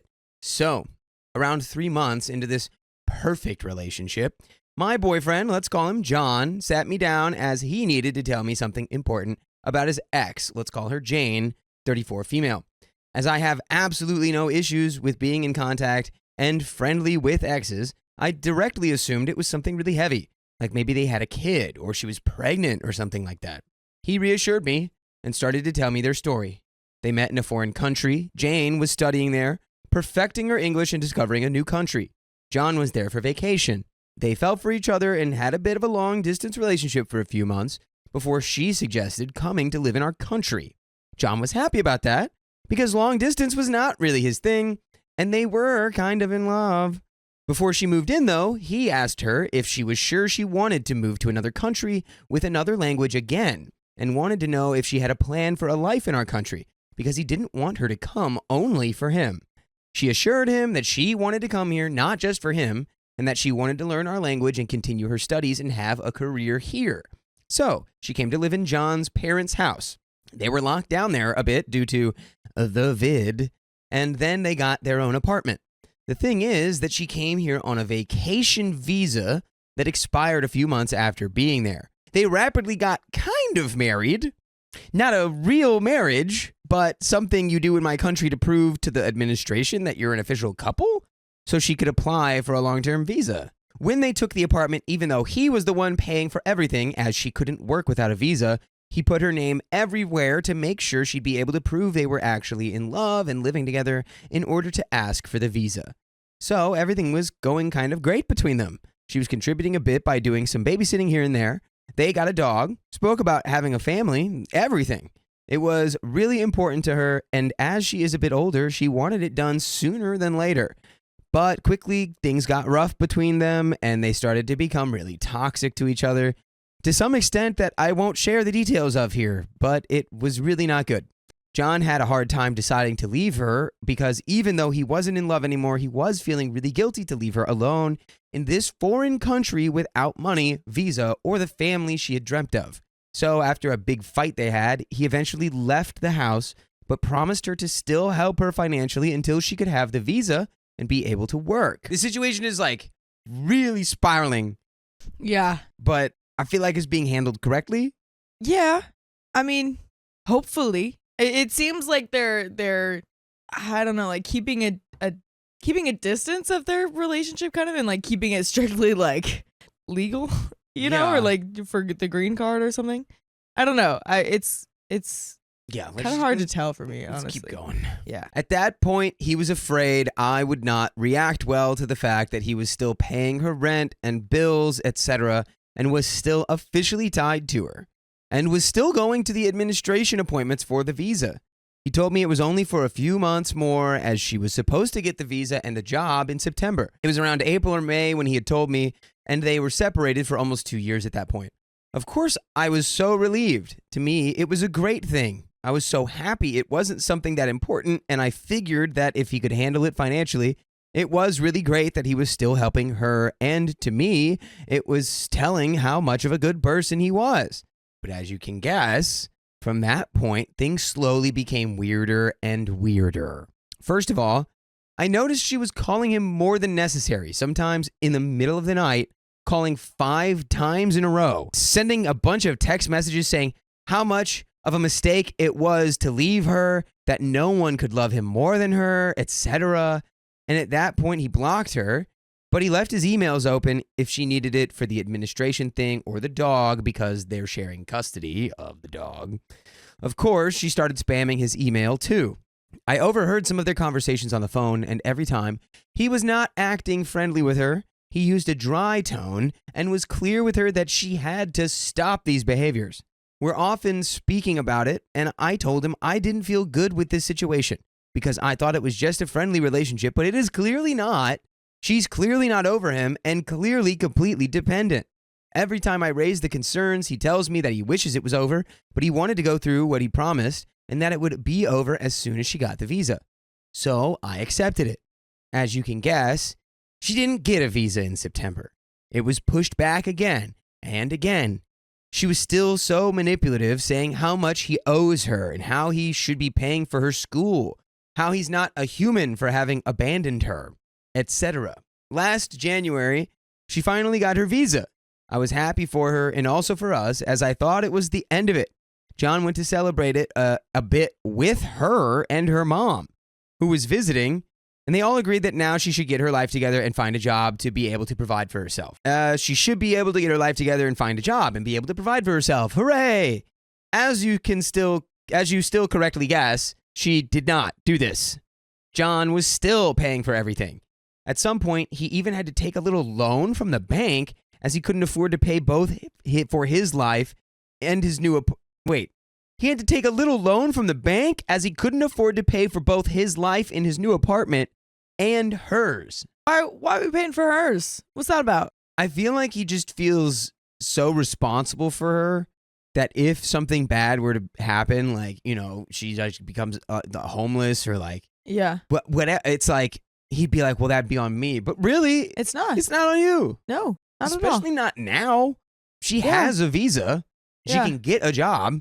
You need to stop providing for her. Absolutely. Especially now that you have another girlfriend. Right. It's supposed to end at the visa. Yeah. When he told me that, I was so sad because I thought he could afford paying for someone else that long. It's been almost 3 years now. But he can't totally, and that's impacting him more than I thought. In March, 3 months after she got the visa, she got sick and had to get an operation. Of course, she called John to tell him and ask him every single thing she could. She even asked him to stay with her a few nights after the operation, as the doctors recommended. He asked her if she couldn't, I don't know, ask this to her friends, and she had the nerve to reply that their friends have their own partners and their own lives to take care of, as if John didn't have one. She also tried to manipulate him, saying she was sick because of the pressure he put on her to get a job. Anyway, Jane's mom went visiting again, and John's mom helped them settle after the operation. Since she had to recover from the operation, of course, getting a job now wasn't even on the table. So I waited again. At some point, end of April, John went there with his father to have a meetup with Jane and her mom. It was important that John's father was involved, as he is the one helping him pay everything for her.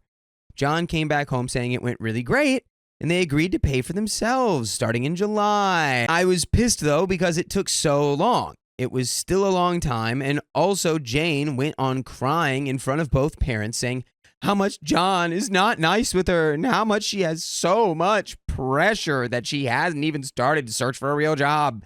She basically spent 6 months looking exclusively for her dream job. Anyway, as John said, Jane and her mother gave their word in front of him and his father, and that it was nearly over.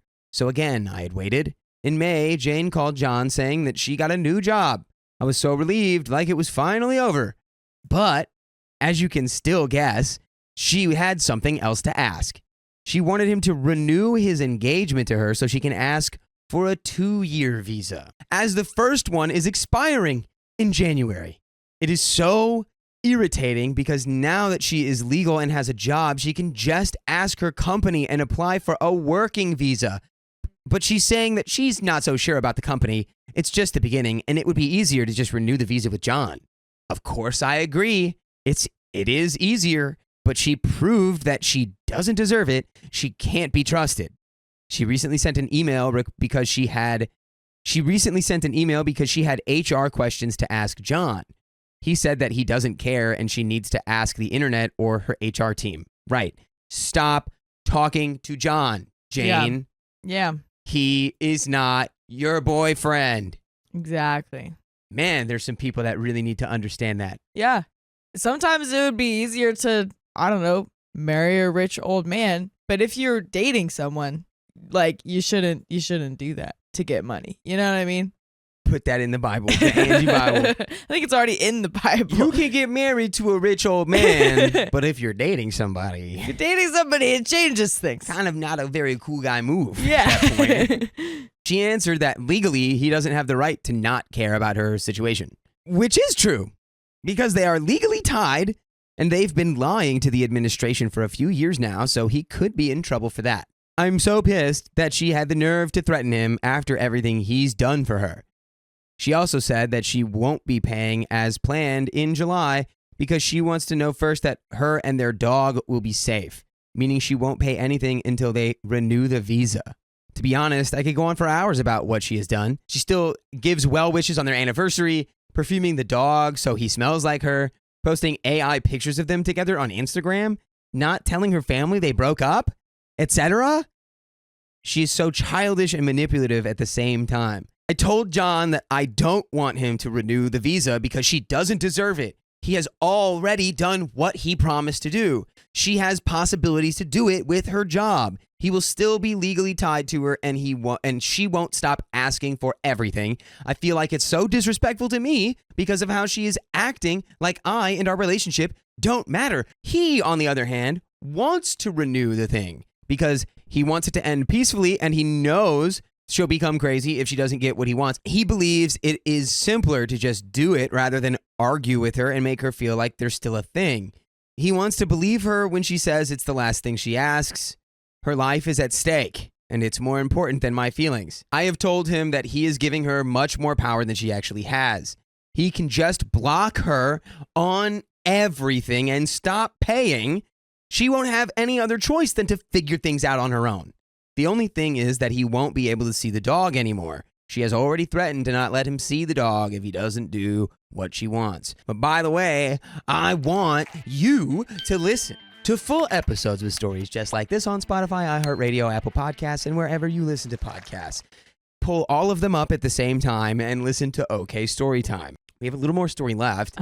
But I mean, Angie, what are your do you have any like summarizing thoughts here? You gotta let go of the dog. Sorry, man. If she's literally blackmailing you. Yeah, that is that's ridiculous to me. Being like dog custody is the thing that's gonna keep you together with this Like, I'd get it if it was just like, oh, we just kind of like it's weird vibes. Like, yeah, sure, like, but it's still like a dog. It's like your dog. Like, yeah, it's like okay, fine. But if this was a normal breakup and you had she had a dog that you got really attached to, that's just part of the loss that you got to deal with. So yeah, man. Especially when she's freaking blackmailing you, you got to let go. Gotta let go of the one thing tying you to that relationship. Yeah. That actually happened to me. I think, but it wasn't a dog, it was a cat. Oh, really? Wait, I didn't. Yeah, it was just like, we can't both have the cat. So I guess you'll have Did you get the cat together? Huh? Did you get the cat together or was it like one Yeah. person? Dang, man. That's a commitment. Yeah, that cat was a total crackhead. Really? Yeah. That's what you want from a cat, though. I feel. Yeah. I mean, kind of. It was more like he was like the equivalent of like if a human was raised in the woods by wolves. It's like he had zero social skills and like did not know how to properly act like a cat because when he was like a baby, like in the litter, he got pneumonia, so he got separated from like during the timeline where the cats learn all of their social skills and behaviors. He was isolated, so he's like actually just like he was like a feral like wolf child, had no idea how to act right. Wow, interesting. Yeah, he was great. So here's where I need advice from the nice strangers on the internet. I really want him to stand up for himself and for us and not renew the thing. By now, I think I've reached the point where I'm not able to get on with this situation anymore. But on the other hand, I know that her life is at stake, and I feel like an a-hole trying to push for her not being able to renew with him. I feel like I'm becoming crazy over this. I need some outside perspectives on how I should approach things. Could you please give me some advice? Have some of you been in a similar situation? And that is the end of that story. And here's what I'll say to that. You literally just say everything that you said in this post. Have a conversation with him about this. Approach it with entirely open. Mm-hmm. And what that means is that you might have to be open to the relationship being over. If you're like, hey, I can't deal with you being engaged legally to this crazy ex that you have, right, who does not treat you right and does not deserve your assistance. She's a grown woman who can help herself. And if he's like, I can't do that, you have to go, all right, well, I can't do it, so I'm going to leave. My wife was furious that I helped my sister after she rejected us. Sometimes you gotta be a better person. My wife, 32 female, and I, 32 male, have a 6-month-old baby. Oh. And he is the light of our lives. Before our son was born, however, my sister, 24 female, made it known that she was not a baby person. I've known this literally our whole lives, and my wife even knew this. But I'm starting to wonder if she didn't take it quite seriously. By the way, this comes from Throwaway Family Upset 11, and if you want to submit your own stories, go to the r/OK Storytime subreddit. My sister came to our baby shower, where she again made it known that while she was happy for us, she wouldn't have much to do with the kid until at least they were older. This is the dad dog theory. Yeah, she's gonna bond with this kid. I see what she's saying though, because I feel like a lot of times when you have a kid or someone has a kid in the family, everyone around them is expected to babysit. So she's probably just saying like, I'm not gonna babysit your child. When it's older and it is fun. Sure, I'll take it out for some drinks. Yeah. I don't know. You could just say, I don't want to babysit your kid. I don't want to I don't want to see your kid. I remember my wife making a comment along the lines of, "Aw, he's going to love his auntie," or "You'll love him when he gets here," or something like that. My sister just laughed it off, but I saw the irritation in her eyes. I talked to my wife that night and told her that my sister was serious.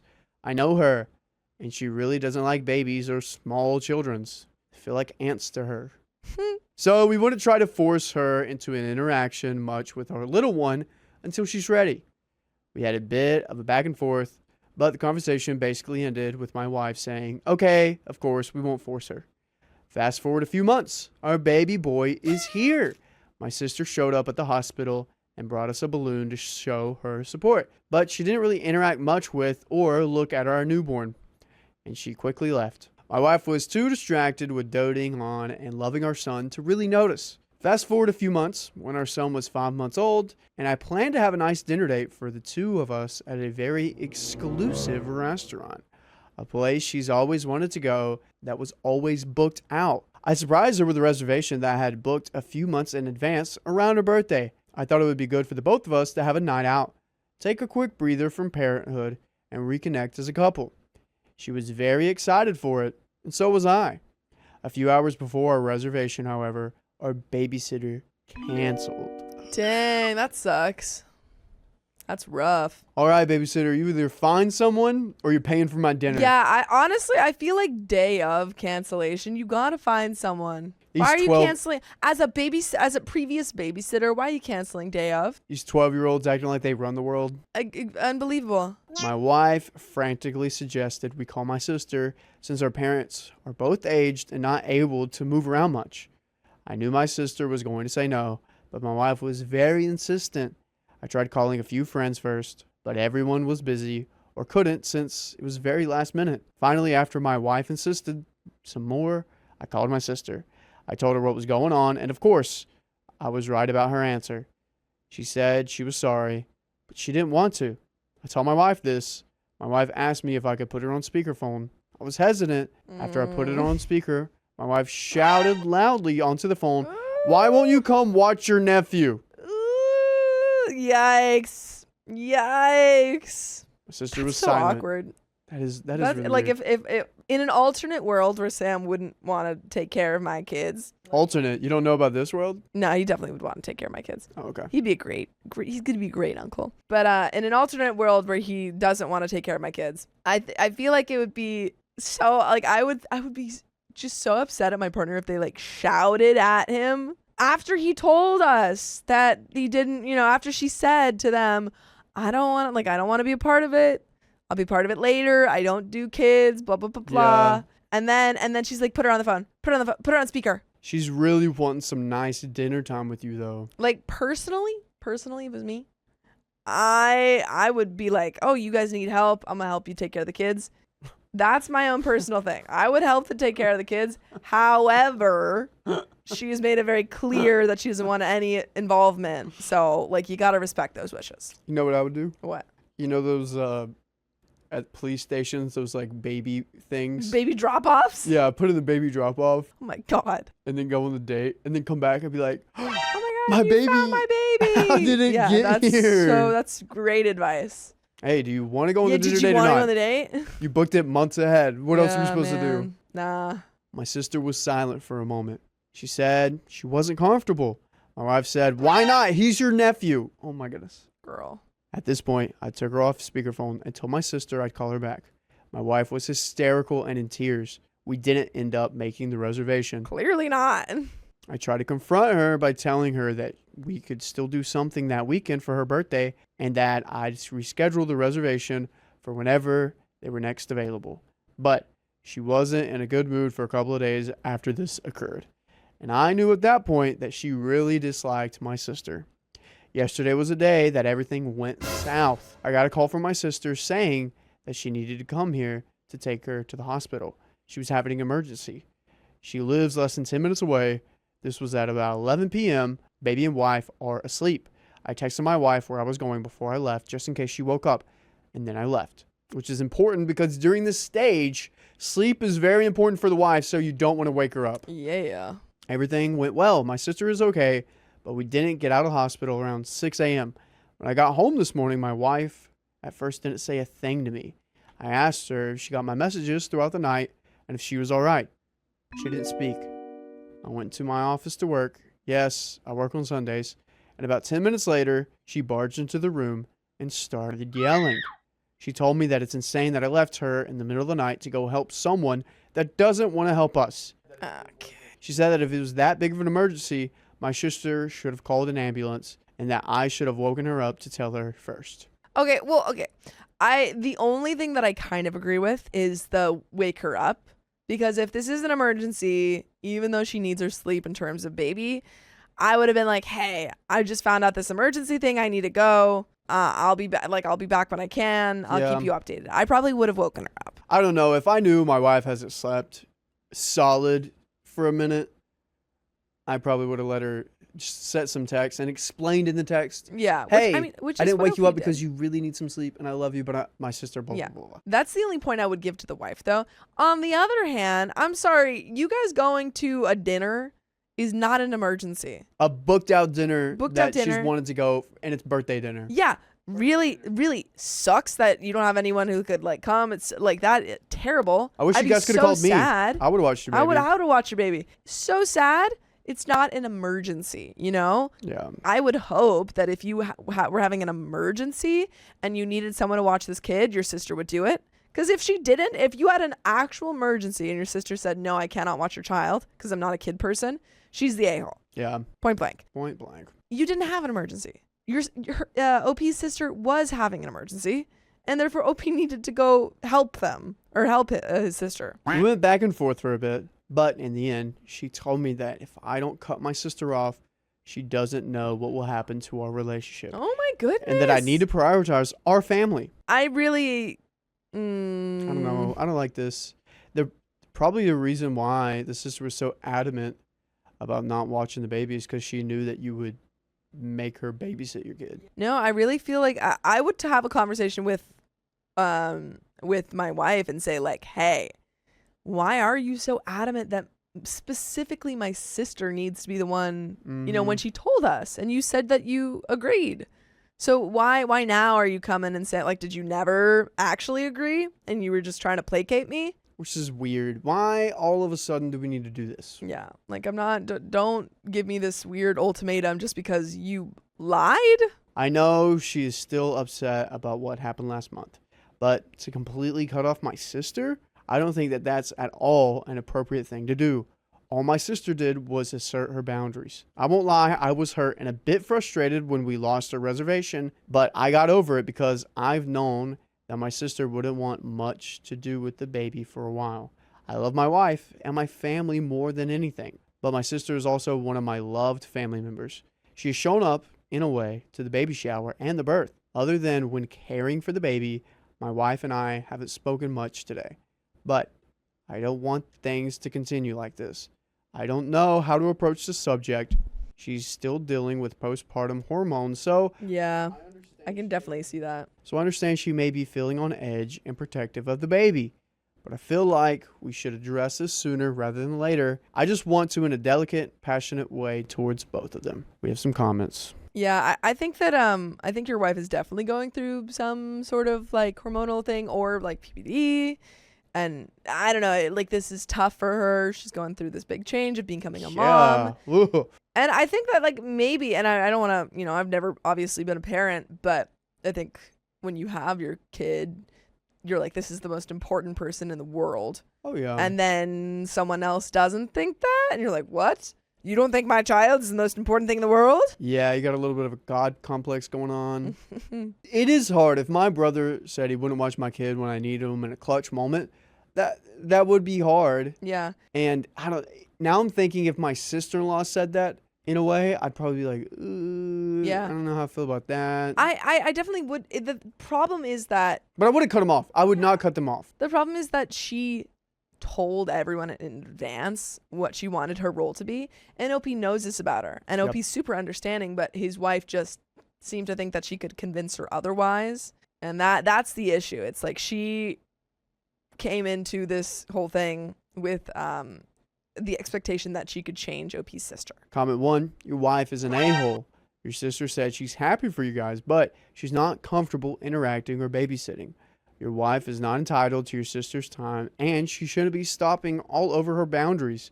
Tell your wife that the way she treated your sister was entitled and wrong. You will not be cutting off your sister, and your wife needs to grow up. Additionally, your sister wasn't the only person that said no to this last-minute request. Is your wife going to cut out the multiple friends who declined that night? There's an unfair double standard happening here. Otherwise, on top of crossing your sister's well-established boundaries. Comment 2, there is a difference of priority between making a dinner reservation Exactly. and needed to go to the hospital ASAP.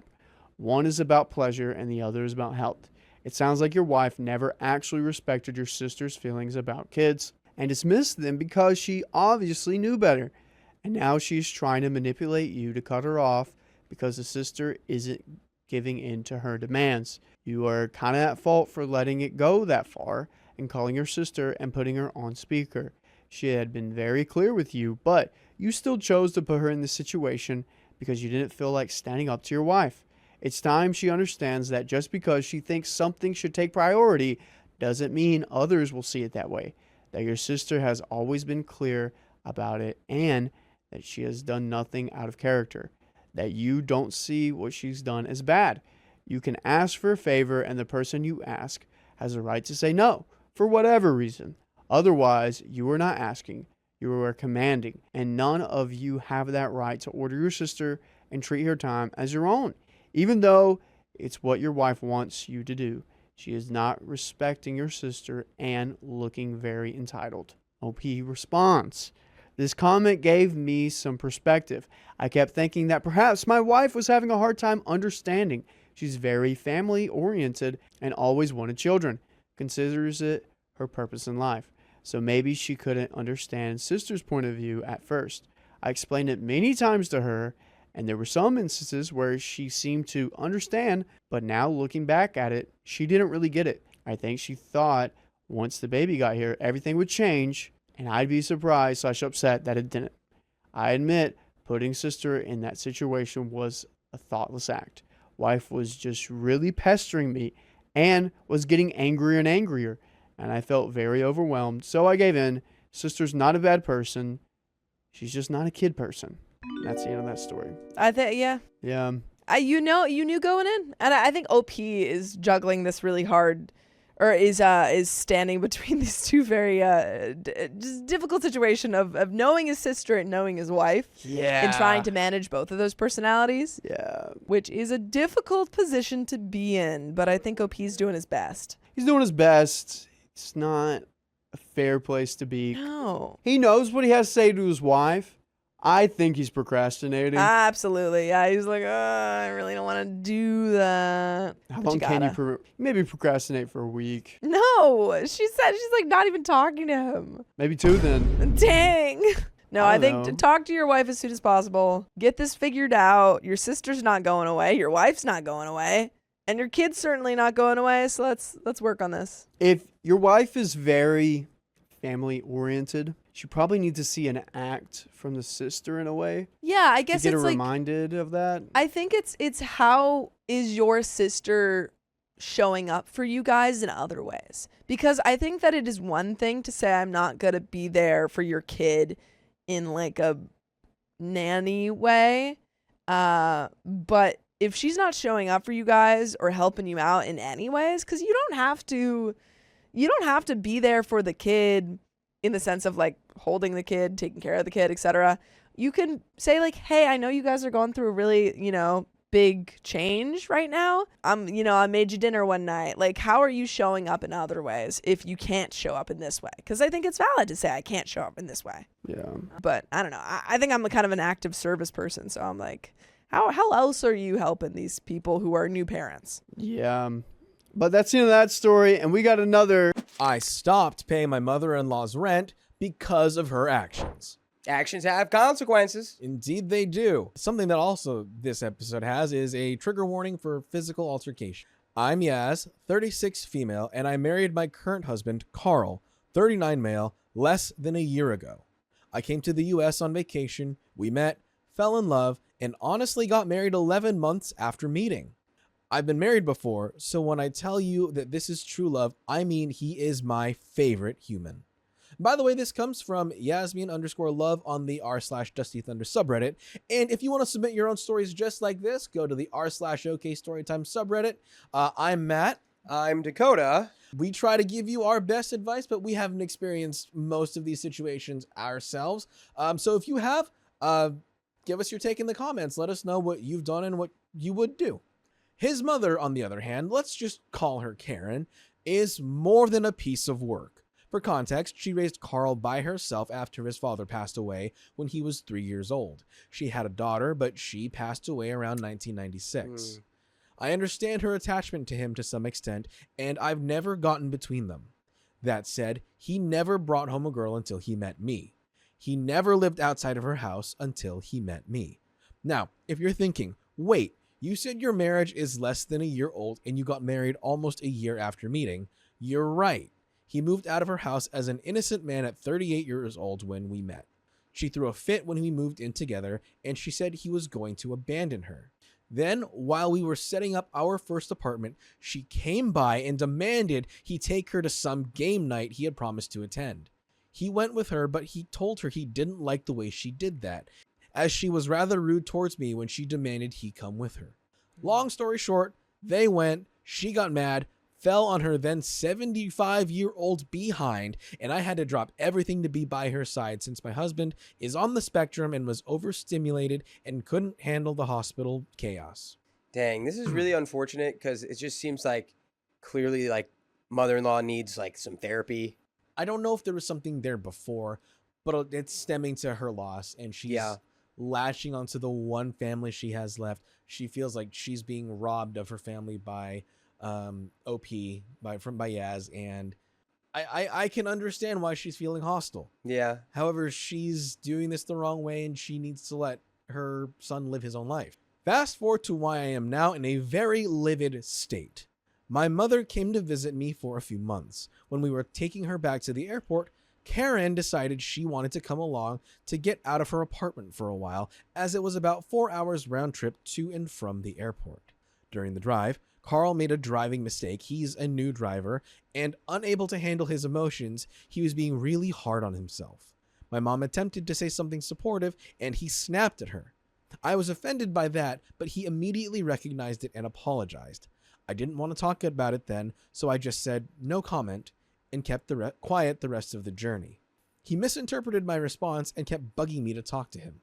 After we arrived at the airport, Karen said we should quit acting like children.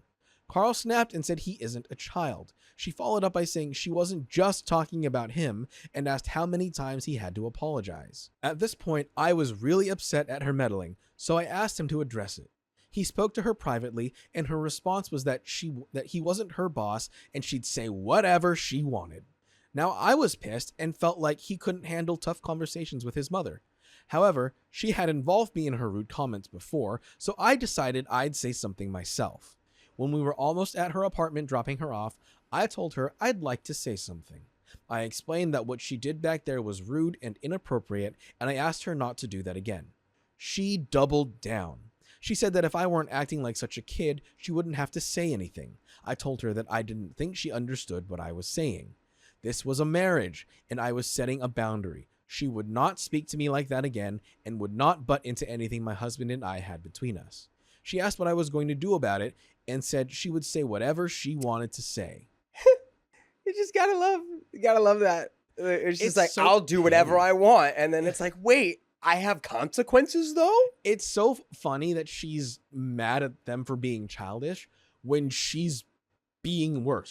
She is the child in this scenario. Straight up. I told her I said what I said, and if she continued to cross the boundary, her actions would have consequences. This is a real FAFO moment. Yes, that's right. She cursed at me, called me names, and said Carl was her son.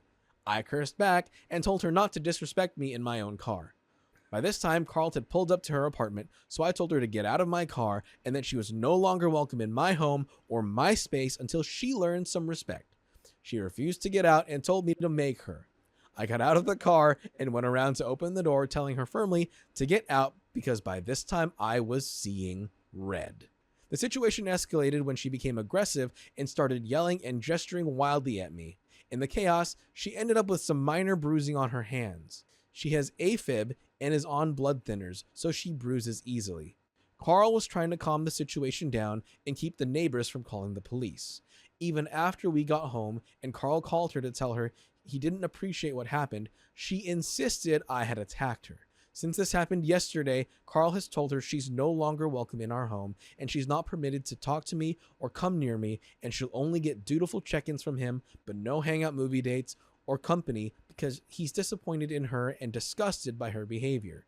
She FO'd. She found did. out. And again, it's just Carl sad stepped up. because clearly she is just kind of, she's hopelessly attached to her son because of, things that have happened in her past, and she just needs to work through that to create a healthy, connection there. Mhm. But she seems very stubborn. Her response was that it was fine as long as her rent was paid, and she asked him not to cut her out of his life if he didn't want her to go to an empty grave, making him promise to visit her. Today, I found out that this woman has been telling everyone that I hurt her. I got so mad I called her and left a voicemail asking her to stop and reminding her that the apartment she lives in, I was the one who took her to sign up for it. It's elderly housekeeping and government assisted, so she pays under $200 for rent versus the $600 she used to pay out of her small Social Security checks. I reminded her that I spent over 2 hours on the phone for her with customer service when she moved in, making sure to talk to a supervisor to fix her TV and phone connection for her comfort. I told her she was ungrateful and that while I didn't want to talk to her either, she should stop spreading lies. She called Carl and told him that if I ever called her again or left another message, she was going to have me arrested for pesterment. She knows I'm currently going through an adjustment of status after my marriage, so I can't have any negative reports on my record or it will mess up my process. By the way, nothing's going to mess up your process if you listen to full episodes just like this on Apple Podcasts, Spotify, iHeartRadio, or any of your other favorite podcast platforms, and just search up OK Storytime. There's a little bit of an update, but let's talk about this. We got to talk about this. Yeah, no, it's really, I think, unfortunate that it just seems to be escalating on both sides, and I think, she's she's like 75. She's probably set in her ways. Very much so. And I think there's probably, considering her age and her behavior, there might be some prejudice against OP because OP is not from whatever country they're in. Yeah. So could be. There could be some aspect of that. It's wild to me that she's so willing to ruin OP's chance at living in this country, like mess up her life and her son's life and their marriage over something so small Which and petty. I doubt she'd be able to do because it's like a phone call to someone who's like spreading actual lies about you. It's like, I know it could complicate the process, but like, it's crazy. It's just, I think probably moving forward, Carl's going to have to be the one to handle this. But yeah, she honestly, she just needs help. She needs a hobby. She needs friends. She needs a cat or a dog. She's some anything goldfish, besides just her son. Some lawn shrimp. Yeah, some critters. Just some creepy crawlers, perhaps. All right. Here's where my pettiness comes in, though. Carl isn't the one who pays her rent. He doesn't even know the login information. I decided that I'm not paying her rent anymore, nor am I giving Carl the login info. I told him to tell her that I will no longer be doing her any favors, so she should start putting aside her money to cover her rent because we are a unit and his money is my money too. My family is telling me not to do that because at the end of the day, she's still his mother. But I feel like it's the only thing I can do to let her see the seriousness of her actions. I am so hurt by the whole thing that I'm fuming. I told Carl today that I feel like I might have to leave him and let her have him in order to be okay again. The fact that she has put her hands on me and then manipulated the whole story makes me hate her. And I don't want to be with him and hate his mother, so this is hard for me. So, Reddit, I will take my judgment. Am I wrong for choosing to stop paying my mother-in-law's rent? And we have the comments. Honestly, gut check, I feel like it is not necessarily like wrong on principle, but like in terms of like what's going to make your life easier or smoother. I feel like it is just going to create more friction and more heat. There is that aspect of it. All right, so comment 1. Have a sit down with your partner and both of you figure out how you're going to proceed from here. Not having her at your home if she can't respect you or around you when she behaves badly is a fair thing, but you don't need to get petty. Sit down and do the budget together. Your funds and his funds, and how his and your debts are paid. What's left over from each of your salaries is your own money. If he wants to pay his mother's rent from his fund money, then that's a him thing. Give him all her information he needs and let him figure it out. His mother, his action plan going forward. Block her and let him figure it out. If he does not enough, well, that's not your problem. If he does not want to pay her rent, then it's not your problem either. And this story is no longer your problem because that's the end of it. There's no more updates. I think that's kind of the right move, though, is you're going to have to sit down with your partner. It's not really a unilateral thing you can do. And it be like cool and smooth, I guess. Like, because I mean, as much as Carl is on her side for now, if things get really bad with his mom, like if she gets kicked out of the housing, if she doesn't have the funds for like groceries or to get medical care or something, if something happens because of this decision, as much as she may have deserved it, Carl is always going to, in some part of him, possibly blame you for it. Right. Because it's still his mom. Yeah. Like, and then it's like, imagine she loses that housing and now now she has to live with y'all. Like, oops, you just played yourself. Yeah, that could end up happening. So, yeah. Just make sure y'all are on the same page before you make any explicit moves, you know? Mm-hmm. You say, hey, I don't want any of my money going to her. And I know we're a unit, but, like, you're going to have to figure out how to do that on your own because why should I pay the rent for a woman who is your mother, but she's actively telling people that, like, I attacked her? My sister stole my credit card and keeps lying about it. Yeah, I don't know what you're talking about, Chief. Swipe.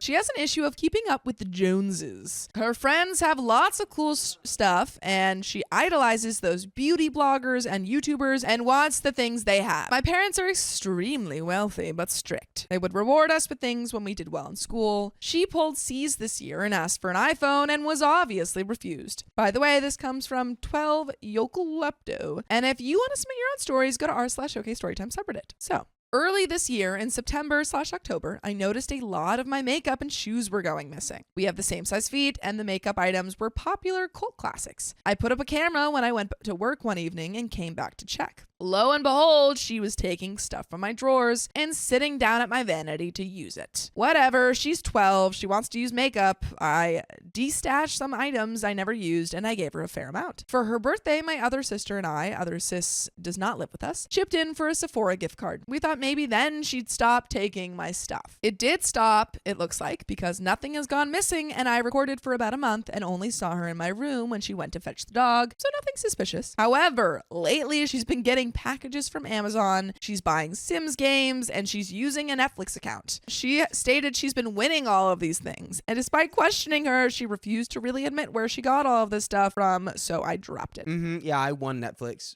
Yeah, and Opie's like, what competition did you win Netflix in? She's like, nah, I don't know. They were doing it. About 2 weeks ago, everything on our desktop computer went missing. Looking into the system recovery files, it said that there was a system file reset, something along those lines, at 11:30 a.m. on a Thursday. Mom and I discovered the computer was wiped that evening. I saw my sister on the computer when I left for work. We know she did something, but again, she refused to answer. Then today, I got my MasterCard bill. It was absurdly high. I paid $78 for a yoga pass and then $10 for something from eBay. At first, I thought my card info had been stolen, but the purchases all match up with stuff she has. Origin Canada, Netflix, Amazon, one eBay purchase, all online purchases, $700 worth. Yo, Girl, your sister's almost felonying you right now. Well, she is. She stole your credit card and is spending $700 on things? I have no idea what the F to do. My parents are again super strict. Obviously, I have to tell them, but they're going to lose it on her. But I'm beginning to think she has a serious effing problem. I have the money to pay down this card, but I don't want to. I want to recoup the losses, but how can I get a refund on something like Netflix? I can't. I've already called to cancel the card. I don't know what steps to take next. There is an update. I'm wondering, do we know how old OP is? Because it seems like maybe she's 17 or something like that. So old enough to have a credit card, to have a job and everything, but still young enough that she's still living with her parents, is maybe a bit hesitant to rat her sister out. But I think your sister doesn't necessarily have a problem, but she's 12 and she thinks that she can get away with spending whatever she wants. She doesn't seem to understand how money works, and you need to get your parents involved so they can parent her.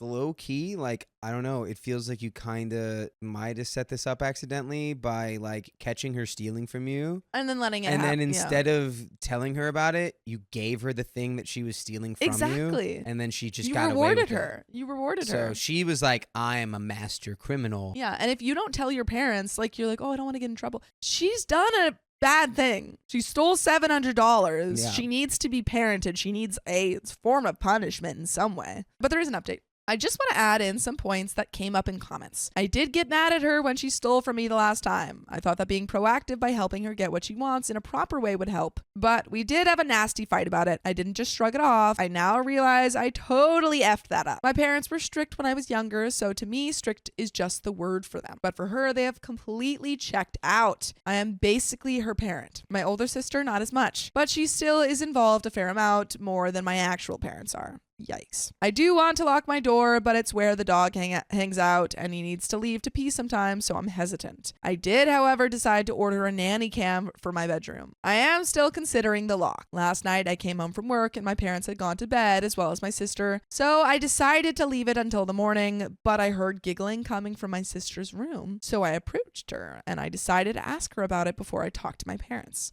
Well, she full on denied it. I had printed my credit card statement and I showed it to her and she just said it wasn't her and she didn't do it. I am the person with the mail key. We have a community mailbox, so I was taking in her Amazon packages. They were from the marketplace and a few of them had prices on them so they could go through the customs, and those prices matched what was on my statement. My dad has a key too, so he probably took in the ones I didn't see, which is why I didn't really realize it was such a big problem. I also pointed out that Netflix charge. She said that she was using my other sister's Netflix. Our other sister lives in an area about 2 hours behind our time, so I texted her right then and she said she doesn't even have Netflix anymore as it interfered too much with her doctorate work. My younger sister lied and she said she was still using it. I told her I'm giving her one chance to admit it to me, otherwise I'll be talking to the parents and I will also be calling the cops. Still, she refused to admit. I even started to doubt myself. Maybe she didn't actually do it. Girl, stop believing a 12-year-old's lies.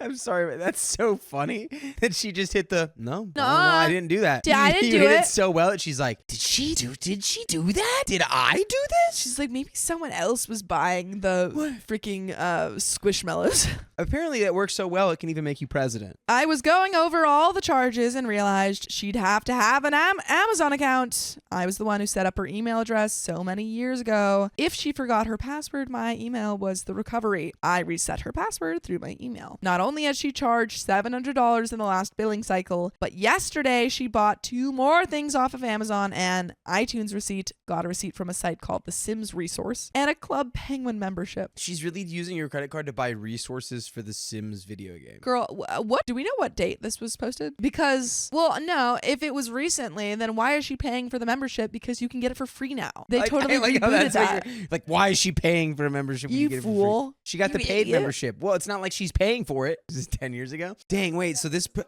girl's 22 now. This could be one of your friends.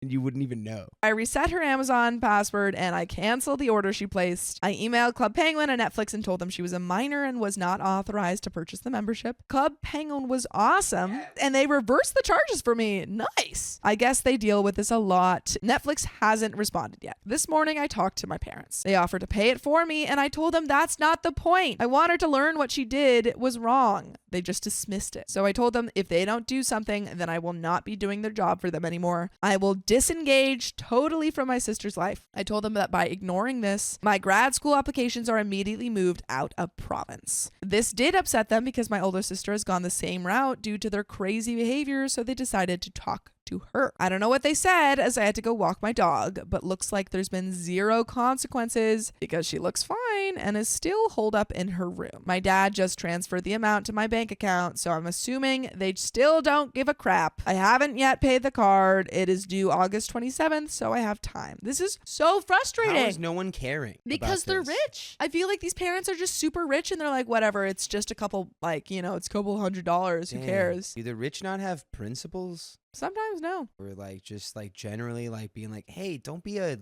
thief. Bad person who's a thief and steals from your sister. The thing is, like, when I think sometimes when you have the money to just make problems go away, it's like, well, they're not even problems. The thing is, I think because she's 12 years old, like, she's not a monster. She's not, you know, a serial thief or whatever. No, at that she's point, a 12-year-old who doesn't understand how money works. You're really up. Well, I think she might understand a little bit. I think she understands money gets you things. Yes, she understands that. Kids understand that money, you take money and you get the things that you want. And that's it. That's what they understand. And it's up to the parents and the people in their life and the adults in their life to teach them that spending that money has consequences and money is not an infinite resource. It is finite. I talked to my boyfriend and he has some friends on the police force as well as some paramedic friends who know the cops who do the DARE circuits. So he's going to try and contact one of them. My older sister actually has a planned visit for next Tuesday. So we are trying to coordinate the potential police visit with that. My older sister was shocked to hear what happened. And when I told her that I might do my master's out of province, she said she and her husband have room for me at their place. I could even bring my dog if I wanted to. So maybe that is something to consider. And there is a second update. Sienna T says, sounds like the parents just really suck. I mean, yeah, they're not parenting at all. OP is doing everything to try and get her sister back on track, which is props to OP because, you know, this is a lot of work to do for a child that is not your child. And it's also actively stealing from you. Actively stealing from you. Actively stealing from you, and you're still like going the extra mile and being like, hey, let's get a freaking cop into this. I don't want you to go down this path because it's a dangerous path. I mean, is it all coming from that or partially coming from like, let's get the police involved? Also could be that. I would probably be a little bit of that side if I was a sibling. The thing is that I don't think that OP necessarily is a case here, you know, it's a 12-year-old. I don't think she's a case. But I think it seems to me like OP's trying to teach her sister. But she's got a case of 12-year-old thievery. Sure. Yeah. But there is a second update. My boyfriend reached out to a cop he knows who actually referred him to another person. He will be coming over Tuesday afternoon after my sister and brother-in-law arrive. After the cop talks to my sister, my boyfriend is going to take her to the army offices, which are stationed near the police headquarters. She's going to get a tour of both. We decided to do that part second because she might be more cooperative after the cop shows up. My sister and I are going to talk to her parents after finding her a volunteer placement. Ooh! My older sister suggested that she might need some perspective. AKA, not owning that game is not the end of the world, and some hard-hitting scenarios might be the best way to get that through. I called one of my cousins, who my younger sister really admires, and she's going to come talk to my younger sister too when the cops come. Intervention style, I suppose. The cop and I talked on the phone just a few minutes ago, and he said that this is not the first time he's done this. He has a lot of stuff he can say, so I trust he will do that on his own. He told me that he often refers these kids to a counselor, and that if my sister seems willing, he can refer us too. Everyone is being really helpful. I have decided not to press charges yet. A lot of you are coming down hard on my sister, and she deserves it. I might show her these threads. However, she is still my sister. She's 12. My older sister and I basically raised her. You do not want to turn her into someone with a criminal record, even though, yes, she deserves it. But you know what you guys deserve? To listen to full episodes of stories just like this. Just go to Spotify, Apple Podcasts, or iHeartRadio and search a book of Storytime. Yeah, I sentence you to 53 days of consecutive story. Yeah, that's your punishment, OP sister. But I think there is a little bit more to the story, but I think that OP kind of knows. It seems like you know what you're doing. It seems like you're approaching this in a good way. I think the only mistake that you made was originally just giving her what she wanted. Yeah, you should have confronted her about like, hey, so I noticed that you were sneaking into my room and stealing my makeup from me. Yeah. Which, you know, is not a good thing. Yeah. But here's my old makeup I don't use. Exactly. Which if you would have come to me and asked, I would have given it to you. So, but instead you just kind of silently gave her exactly what she wanted without saying anything. So she probably was like, I can get away with doing anything. that. So Yeah. maybe if I rob a bank, they'll give me $100,000. But there's a little bit left to the story. Right now, we have a chance to rehabilitate her versus deciding she's not worth it and dumping her. If I leave, she has no chance in heck with my parents. I still will be partly responsible if she goes the wrong way and I didn't just try. It might be our house, not just her. We have extremely effed up parents, as you guys have noted. I cannot change their ways, but if I can get her out of here, I will do so. But I can only do that if she agrees to change things. If she doesn't, then the best idea is for me to leave because I want to have a life too. And that is the end of that story. Yowza. Well, yeah, I don't know how effed up your parents are, but probably would be a good idea to move away from home. Yeah, when but you I understand that can, kind of like get a older little sibling guilt independence. of wanting to help out your sibling. Yeah. Even if the right decision for you may be getting out of that situation. Well, it seems like you're doing it, and yeah, I think earlier you said something about this is like they want attention. It's like, Yeah. sounds like that could be the case. Yeah. My parents demanded I get them a new home. I refused. You can't demand that. My parents have never been good with finances. My dad makes a pretty good penny, but they live beyond their means, and it has absolutely shattered their credit. So much so that they had to file for bankruptcy 2 years ago. Well, that's gonna be making getting a house pretty hard. Ooh, that's gonna be pricey, man. Since their bankruptcy, they rented a home, which they then abandoned the lease for, and moved into a house that takes up one of my dad's paychecks entirely. By the way, this comes from Throwing Away Him, and if you want to submit your own stories, go to the r/OK Storytime subreddit. Well, he recently lost his job, and they're talking about downgrading. However, they haven't paid tons of bills, $40K in debt, hospital bills, plus miscellaneous subscriptions and back pay. Knowing my brother owes about $20K to student loans, they decided to bring it up to me the other day that they were downgrading and using my social to get themselves a new place. I flat out said no and laid out my exact reasoning, and they're using it to drive a wedge in between us. I owe a few $100s to hospital bills, but nothing too crazy, so my credit is pretty much perfect. I'm terrified of them ruining it, and I'm scared that even if I say no, they already have my number, so they can do what they want. Comments.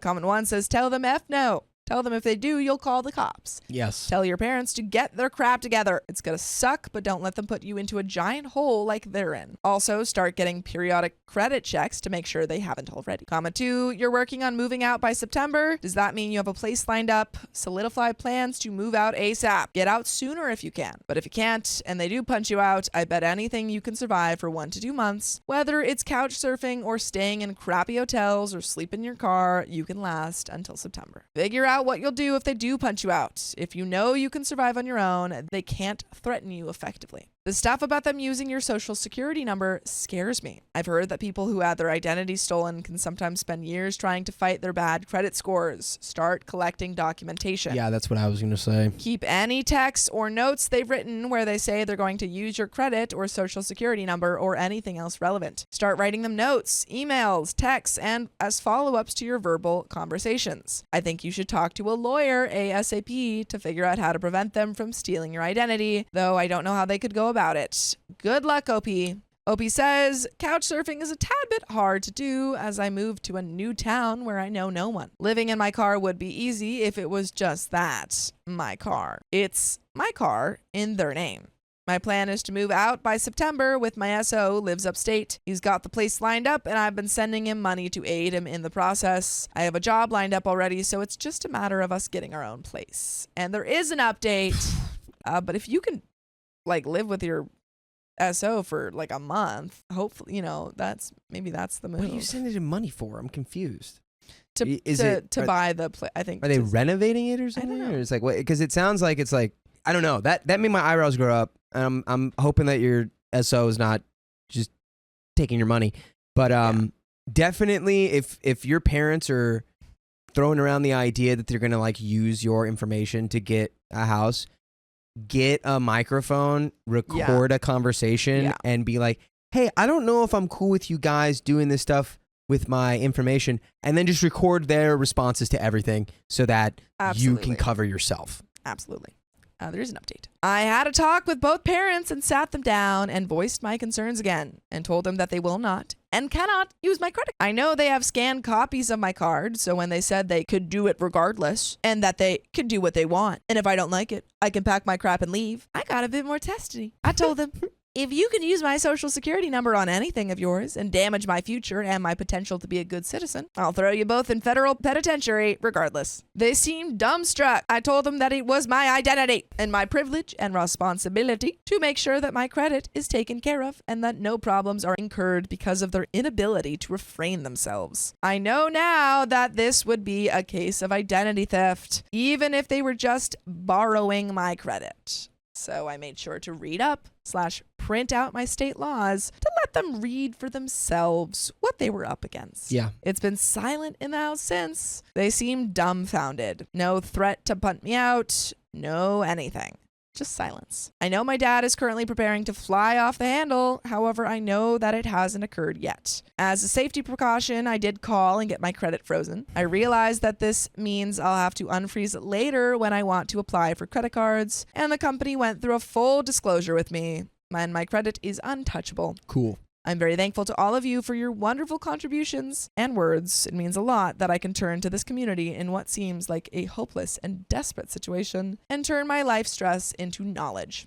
So thanks, guys. And comment 1, your parents are clearly extremely naive and ignorant about financial matters. True. But it's never too late to learn. Untrue. And they're only in their early 40s. They have decades of productive working life to turn their situation around. Okay, well, to be fair, that is true, but I think given the context of this story, I don't feel like they're gonna change at all. No. So, and yeah. I could Opie go into my says- financial boxes thing. Yeah, but I'm just going to read this one last comment yeah. and then we can get into our yeah, thoughts. Yeah. Obi says, what's sad is in 20 years, my dad should be able to retire, but he can't because he spent his retirement. They don't even own a home. And there is an update, but do you have any thoughts? Gambling? Question mark would Yeah, be my how first are they thought. spending all of this money that they need to literally steal your credit card?